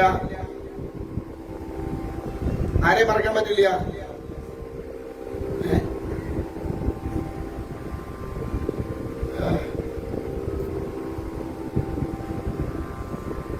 നമ്മൾ നരസിംഹാവതാര കഥ പറയില്ലേ? നമുക്കൊരു വ്യക്തിയെ ഒട്ടും മറക്കാൻ പറ്റില്ല. ആരെയാ? പ്രഹ്ലാദനെ അല്ലേ? നരസിംഹാവതാരത്തെ കുറിച്ച് കീർത്തിക്കുമ്പം അവിടെ പ്രഹ്ലാദനെ മാറ്റി നിർത്തിക്കൊണ്ടൊരു നരസിംഹാവതാരം ഇല്ല. ഉണ്ടോ? ഇതുപോലെയാണ് വാമനാവതാരം കീർത്തിക്കുമ്പം അവിടെ മഹാബലിയെ മാറ്റി നിർത്തിക്കൊണ്ടൊരു വാമനാവതാരം ഇല്ല. കാരണം ഭഗവാന്റെ അവതാരങ്ങളെല്ലാം ഏതെങ്കിലും ഒരു ഭക്തനുമായിട്ട് ബന്ധപ്പെട്ട് ചേർന്ന് നിൽക്കുന്നതാണ്.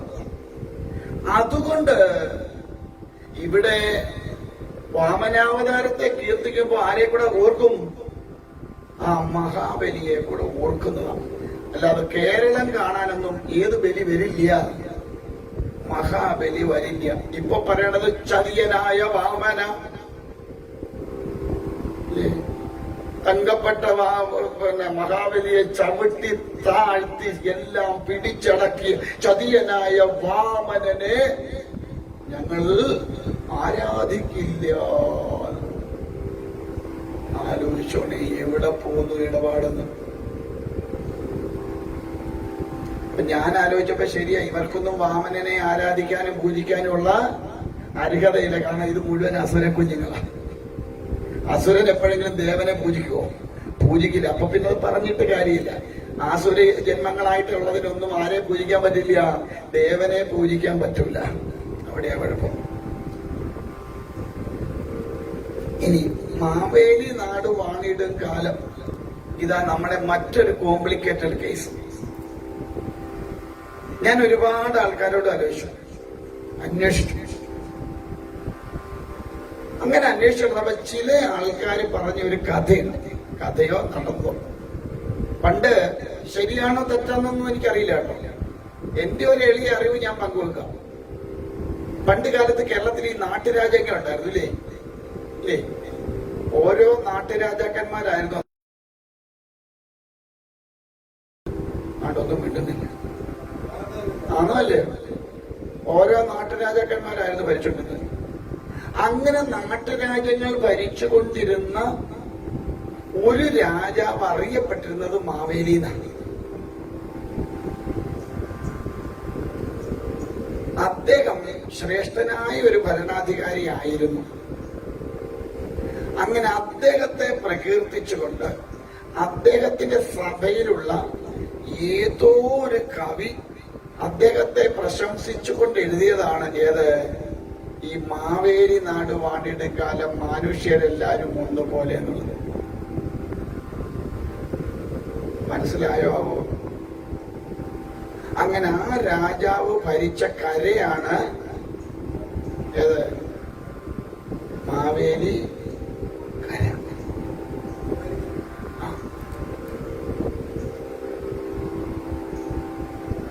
ശരിയാണോ തെറ്റാണോ എന്ന് എനിക്കറിയില്ല. ഞാൻ ഇങ്ങനെ അന്വേഷിച്ച് വന്നപ്പോ മനസ്സിലാക്കാൻ കഴിഞ്ഞ ഒരു കാര്യം. ഈ തപ്പിപ്പോയ ചിലപ്പോ അതൊന്നും ആയിരിക്കില്ല, പക്ഷെ എങ്കിലും ചിന്തിച്ചു നോക്കിയപ്പം ഏതാണ്ട് ഒരു സാമ്യം അതുമായിട്ട് ഉണ്ട്. അല്ലാതെ മഹാബലിയെ കുറിച്ചുള്ള ഒരു പാട്ടേ അല്ല ഏത്. കിട്ടിയോ? മനസ്സിലായോ? ഇനി നാളെ എന്താ പറയും? മഹാബലി എങ്ങോട്ടാ വിട്ടെ? പാതാളത്തിലുള്ള. നമ്മളെന്തായാലും അങ്ങനെ പറയും, തലതിരിക്കല്ലേ നമ്മുടെ പ്രചോദനം. നീ കുഞ്ഞുങ്ങൾ ആരെങ്കിലും പരീക്ഷയ്ക്ക് വാമനനെ എവിടെ ചവിട്ടിത്താത്തിയെന്ന് ചോദിച്ചാ പാതാളം എന്ന് എഴുതിയില്ലെങ്കിൽ മാർക്ക് കിട്ടത്തില്ല. സുതരെന്ന് പറഞ്ഞാൽ തെറ്റിടും. കാരണം നമ്മളെ പഠിപ്പിച്ചു വെച്ചത്. ഈ പണ്ട് കുറച്ച് ആൾക്കാരുണ്ടായിരുന്നു, ഇവർക്ക് അറിയാമായിരുന്നു നമ്മളെ കുറിച്ച്, നമ്മുടെ ദേവന്മാരെ കുറിച്ച് എന്തു പറഞ്ഞാലും അതെല്ലാം വിഡ്ഢികളായ നമ്മള് വിശ്വസിക്കുമെന്ന് അറിയാമായിരുന്നു. കാരണം നമുക്ക് പുരാണങ്ങളും ശാസ്ത്രങ്ങളും ഒന്നും നമുക്കറിയില്ല, നമ്മളിതൊന്നും പഠിച്ചിട്ടില്ല, നമുക്കൊന്നും പഠിക്കാനുള്ള അവസരം ഉണ്ടായിട്ടില്ല. അതുകൊണ്ട് എന്ത് പറഞ്ഞു വെച്ചാലും വിഡ്ഢികളാ നമ്മള്, ഇതെല്ലാം അംഗീകരിച്ചു കൊടുക്കുമെന്ന് അവർക്ക് അറിയാമായിരുന്നു. അതിന്റെ ഒരു പ്രയോഗ ഫലമാണ് ഇന്ന് ഈ കാണുന്ന കഥകളിൽ ഏറ്റവും കൂടുതൽ നമ്മുടെ അവതാര സ്വരൂപങ്ങളെ ഇത്തരത്തിൽ അവഹേളിക്കുന്നതും ഒക്കെ ഉണ്ടാവാനുള്ള കാരണം. ഇന്നും നമ്മളോട് വല്ലവനും ചോദിച്ചാൽ നമുക്ക് തിരിച്ചു മറുപടി കൊടുക്കാറുണ്ടോ? ഇല്ല. നമ്മൾ കേട്ടിട്ട് അയ്യോ ശരിയാണല്ലോ അവൻ പറയുന്ന ശരി എന്ന് പറഞ്ഞുകൊണ്ട് നിൽക്കും നമ്മൾ. അതാ ഇന്നും നമ്മുടെ അവസ്ഥ. കാരണം നമുക്കിതുവരെ ബോധം ഉണ്ടായിട്ടില്ലെന്നേ. ഇപ്പൊ പിന്നെ തിരുവോണവും മഹാബലിയൊക്കെ വേറെ പലതുമായിട്ട് കണക്ട് ചെയ്ത് ഇപ്പൊ പോകുന്നുണ്ട് പല വഴിക്ക്.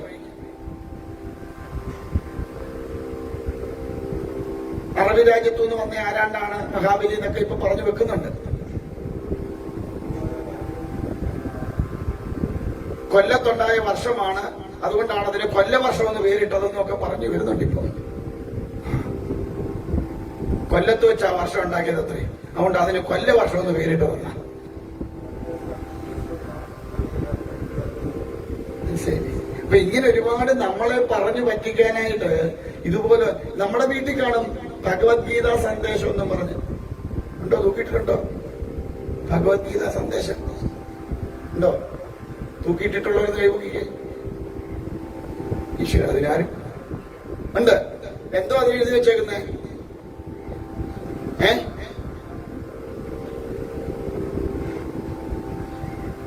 സംഭവിച്ചതെല്ലാം നല്ലതിന് അല്ലേ? ആണോ? ആണോ? ആണോ? സംഭവിക്കാനുള്ളതും നല്ലതിന്. ഇന്ന് നിന്റെ കയ്യിൽ ഇരിക്കുന്ന ഇന്നലെ വേറെ ആരുടേതോ ആയിരുന്നു, നാളെ അത് മറ്റാരുടേതോ ആയിത്തീരും. അങ്ങനെ വല്ലോ എഴുതിയതാ കിടക്കുന്നെങ്കിൽ ഇന്ന് തന്നെ എടുത്ത് അടുപ്പിട്ടേക്കണം.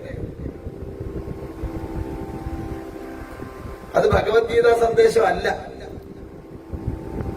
ഞാനൊന്ന് ചോദിക്കട്ടെ, അങ്ങനെ ഭഗവാൻ അർജുനൻ ഒരു സന്ദേശം കൊടുത്തിരുന്നു എങ്കിൽ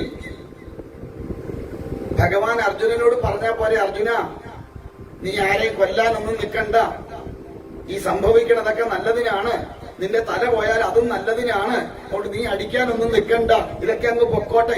ഇന്ന് അവരുടെ ഇരിക്കുന്നത് നാളെ നിന്റെ കയ്യിൽ വരും, ഇന്ന് നിന്റെ കയ്യിൽ വന്നു കഴിഞ്ഞാൽ നാളെ വേറെ വല്ലവന്റെ കയ്യിൽ പോകുന്നു പറഞ്ഞു കൊടുത്താൽ പോരായിരുന്നോ? അങ്ങനെയാണോ ഭഗവാൻ പറഞ്ഞത്? ആണോ? എഴുന്നേക്കടാ, ഷണ്ടനായിട്ടിരിക്കാതെ എടുത്ത അധർമ്മികളായിട്ടുള്ളവന്മാരെ ബന്ധുവാണെന്നോ സ്വന്തമാണെന്നോ കേട്ട അടിച്ച് തീർത്തേരടാന്നാ പറഞ്ഞോ? അങ്ങനെയുള്ള ഭഗവാൻ പറയുമോ സംഭവിച്ചതെല്ലാം നല്ലതിനാന്ന്? പറയുമോ?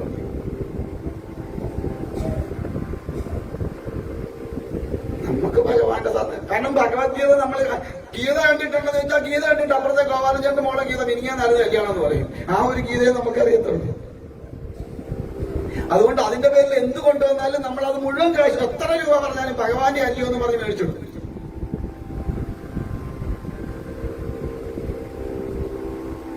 കുറ്റം പറഞ്ഞതല്ലേ ഞാൻ. കാരണം ഭഗവാന്റെ പടം കൊടുത്തിട്ടുണ്ട്, അർജുനന്റെ പടമുണ്ട്, തേരുമുണ്ട്, ഭഗവത്ഗീത സന്ദേശം ഒന്നും പോലും ഹെഡിങ്ങുമുണ്ട്. നോക്കിയപ്പം ഭഗവാൻ പറഞ്ഞ കാര്യമല്ലയോ, കടക്കട വീട്ടിൽ ഒരെണ്ണം അങ്ങനെങ്കിലും ഭഗവാന്റെ ഒരു ഗുണം ഉണ്ടാവട്ടെ എന്ന് വിചാരിച്ച് നമ്മൾ മേടിച്ചിടുന്ന. അങ്ങനെ വരുന്നതൊന്നും ഭഗവാന്റെ സന്ദേശങ്ങളല്ല. കേട്ടോ പറഞ്ഞേ. അതുകൊണ്ട് അങ്ങനത്തെ വീട്ടിൽ കിടപ്പുണ്ടെങ്കിൽ ഇന്ന് തന്നെ എടുത്ത് അടുപ്പിട്ടേക്കണം. അതുകൊണ്ട് ഒരു ഭഗവാനും കോപിക്കാൻ പോണില്ല. കാരണം ഭഗവാൻ പറയാത്ത വാക്കൊന്നും തൂക്കിയിടാൻ നമ്മളോട് ഭഗവാൻ പറഞ്ഞിട്ടില്ല. ഓ ഇല്ല. ഭഗവത്ഗീതയിൽ എവിടെയെങ്കിലും കാണിക്കാവോ അങ്ങനെ ഒരു സന്ദേശം? ഇല്ല. ഒരിടത്തും ഭഗവാന് നമ്മുടെ മനസ്സിനെ അധപ്പതിപ്പിക്കുന്ന ഒരു വാക്കും ഭഗവത്ഗീതയെ ഭഗവാൻ പറഞ്ഞിട്ടില്ല. ഉണർന്നെഴുന്നേറ്റ് പ്രവർത്തിക്കാൻ വേണ്ടതായിട്ടുള്ള അധർമ്മത്തിനെ ബന്ധുവാണെങ്കിൽ പോലും അവൻ ഭൂമിക്കും ലോകത്തിനും നാശമുണ്ടാക്കി വെക്കുന്നവനാണുള്ള തിരിച്ചറിവോടുകൂടി അത് ഇല്ലാതെയാക്കാൻ പറഞ്ഞിട്ടുള്ളതാ ഭഗവത്ഗീത. മനസ്സിലാവുന്നുണ്ടോ പറയണേ? ഒരാൾ അങ്ങോട്ട് പോയപ്പോ എല്ലാരും അങ്ങോട്ടായി. അങ്ങനെ ആരെങ്കിലും ഇതുവഴിയെല്ലാം പോയ പിന്നെ അങ്ങോട്ടാ വെളിയിക്കുന്നത്.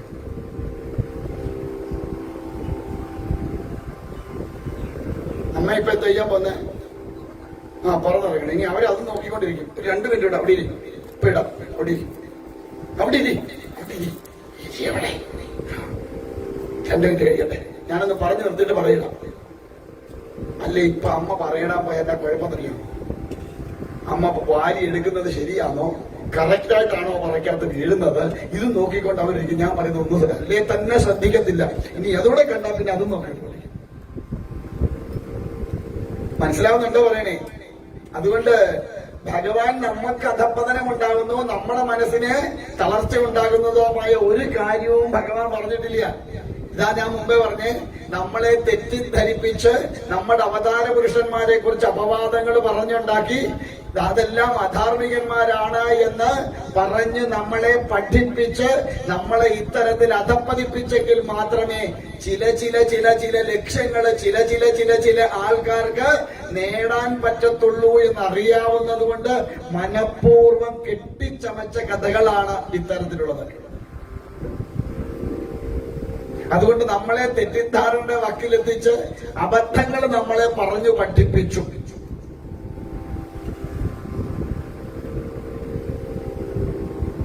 അതുകൊണ്ട് ഇനിയെങ്കിലും നമ്മുടെ പുരാണങ്ങളൊക്കെ ഒന്ന് പഠിക്കാനും ഒക്കെയുള്ള ശ്രമം നടത്തിയില്ല എങ്കിൽ ഇനിയും നമ്മൾ പണ്ടത്തതിനേക്കാൾ കഷ്ടമായിട്ട് വിഡ്ഢികളായിട്ട് ഈ ഭൂമിയിൽ ജീവിക്കേണ്ടി വരും.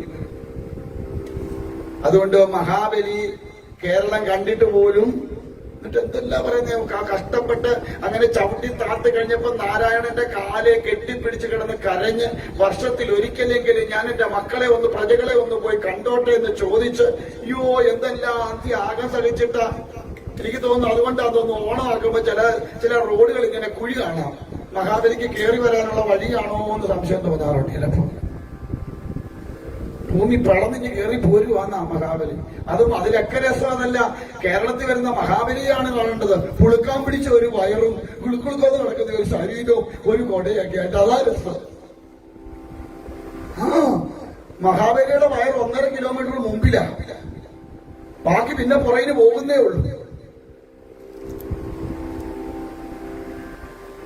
അത് കാണുമ്പോഴാണ് ആ മഹാത്മാവിനെ ഇത്രമാത്രം അവഹേളിക്കേണ്ട വല്ല കാര്യമുണ്ടോ എന്ന് ആലോചിക്കേണ്ടത്. മഹാബലി എന്ന് പറയുന്നത് 1-ാം അസുര ചക്രവർത്തി, 1-ാം യോദ്ധാവാ. ഒരു യോദ്ധാവിന്റെ ശരീരം ഒരിക്കലും കുടവയറിയാടി നിൽക്കുവോ? ശരീരം അനങ്ങാൻ തന്നെയാണെ കുടവയറിയാടും. നിത്യേന ശരീരത്തിന് വേണ്ടതായത് കൊടുത്ത് ഏത് സമയം യുദ്ധത്തിന് തയ്യാറാവേണ്ട ഒരു അസുര ചക്രവർത്തി പുളുക്കാൻ പിടിച്ച വയറുമായിട്ട് നടക്കുവോ? അതായത് അത് കണ്ടിട്ട് നമ്മൾ പറയാണ്ട് വരുന്ന മാവേലി വരുന്നെന്ന്. ഏത് എലിയാണോ, മാവേലാണോ ചക്കയിലാണോ എലി എന്നുള്ളത് നമുക്ക് അറിഞ്ഞുകൂടാ. അതുകൊണ്ട് എന്റെ ഒരു പ്രാർത്ഥന, ആ പരമഭക്തനായിരിക്കുന്ന ആ മഹാബലി എന്ന് ഭഗവാൻ നാമധേയം കൊടുത്ത ആ ഇന്ദ്രസേനൻ എന്ന അസുര ചക്രവർത്തിയെ ഇനിയെങ്കിലും അവഹേളിക്കാതിരിക്കുക. ഇതുപോലുള്ള വേഷക്കെട്ടുകൾ കാണിച്ചു. പരമഭക്തനായ മഹാത്മാവാണ്. അതുകൊണ്ടാണ് സുതലത്തിലേക്ക് തന്നെ കൊണ്ടുപോയി ഇരുത്തിയത്, പാതാളത്തിലേക്ക് വിടാതെ. എന്നിട്ട് ഭഗവാൻ കാവൽ നിൽക്കുന്നതിന് കാരണം അതുകൊണ്ട് തന്റെ പരമഭക്തനായ പ്രഹ്ലാദന്റെ പൗത്രനായതുകൊണ്ടും വീരസേനൻ എന്ന മഹാബലി തന്റെ പരമഭക്തനായതുകൊണ്ടും ഭഗവാൻ അവിടെ കാവൽ നിൽക്കുന്നത്. അങ്ങനെയുള്ള പരമഭക്തനായിട്ടുള്ള ആ മഹാത്മാവിനെയാണ് ഈ പുളുക്കാൻ പിടിച്ച വയറുമൊക്കെ ഉള്ള ഇത്രയും കുളുകുളാന്ന് കിടക്കുന്ന കയ്യും കാലും കൗളും എല്ലാം കൂടി ഇങ്ങനെ തൂങ്ങി കിടക്കുന്നവനെ പിടിച്ചു നിർത്തി ഒരു കിരീടമൊക്കെ വെച്ചു കൊടുത്ത് ഒരു കൊടയും കൈ കൊടുത്ത് മഹാബലിയാന്ന് പറഞ്ഞു വെക്കുന്നത്. നമ്മൾ അവിടെ പോയിരിക്കും മഹാബലിയോടൊപ്പം സെൽഫി. എന്താ കഥയെന്റെ നാരായണ. അതുകൊണ്ട് ഇനിയെങ്കിലും ഓണക്കാലത്ത് ഇങ്ങനെയുള്ള മഹാത്മാക്കളെ അവഹേളിക്കാതിരിക്കുക. കഷ്ടമാണ്. മനസ്സിലാവുന്നുണ്ടോ ബാബു? അതുകൊണ്ട് മഹാബലിയും കേരളവുമായിട്ട് ഒരു ബന്ധവുമില്ല. ആകപ്പാടെയുള്ള ബന്ധം തൃക്കാക്കരയപ്പൻ അവിടെ ഇരിക്കുന്നത് കൊണ്ടും ആ തൃക്കാക്കരയപ്പന്റെ ഭക്തനാണ് മഹാബലി എന്നുള്ള ഒരു ബന്ധമല്ലാതെ വേറൊന്നും കേരളവുമായിട്ട് മഹാബലിക്ക് ഇല്ല. കേട്ടോ കേട്ടോ? ഇനിയും ചിങ്ങം വരുമ്പം ആരെ നോക്കി ഇരിക്കരുത്, ഉപ്പേരി വെച്ചോണ്ട്. ആ മഹാബലിയെ നോക്കി ഇരിക്കരുത് കേട്ടോ. ചോറ് വിളമ്പി വെക്കുന്നത് മഹാബലിക്കല്ല വെക്കേണ്ടത്, വാമനമൂർത്തിക്ക് അന്നം വിളമ്പി വെക്കേണ്ടത്. വേണേ മഹാബലി അക്കൂട്ടിരുന്ന് കഴിച്ചോണ്ട് ഭഗവാനോടൊപ്പം. അതുകൊണ്ട് ഇത്തരത്തിലുള്ള വിഡ്ഢിത്തങ്ങളൊന്നും വിശ്വസിച്ചിരിക്കരുത് കേട്ടോ പറഞ്ഞേ. അപ്പൊ അങ്ങനെ നിൽക്കട്ടെ, ബാക്കി ഇനി നമുക്ക് നോക്കാം.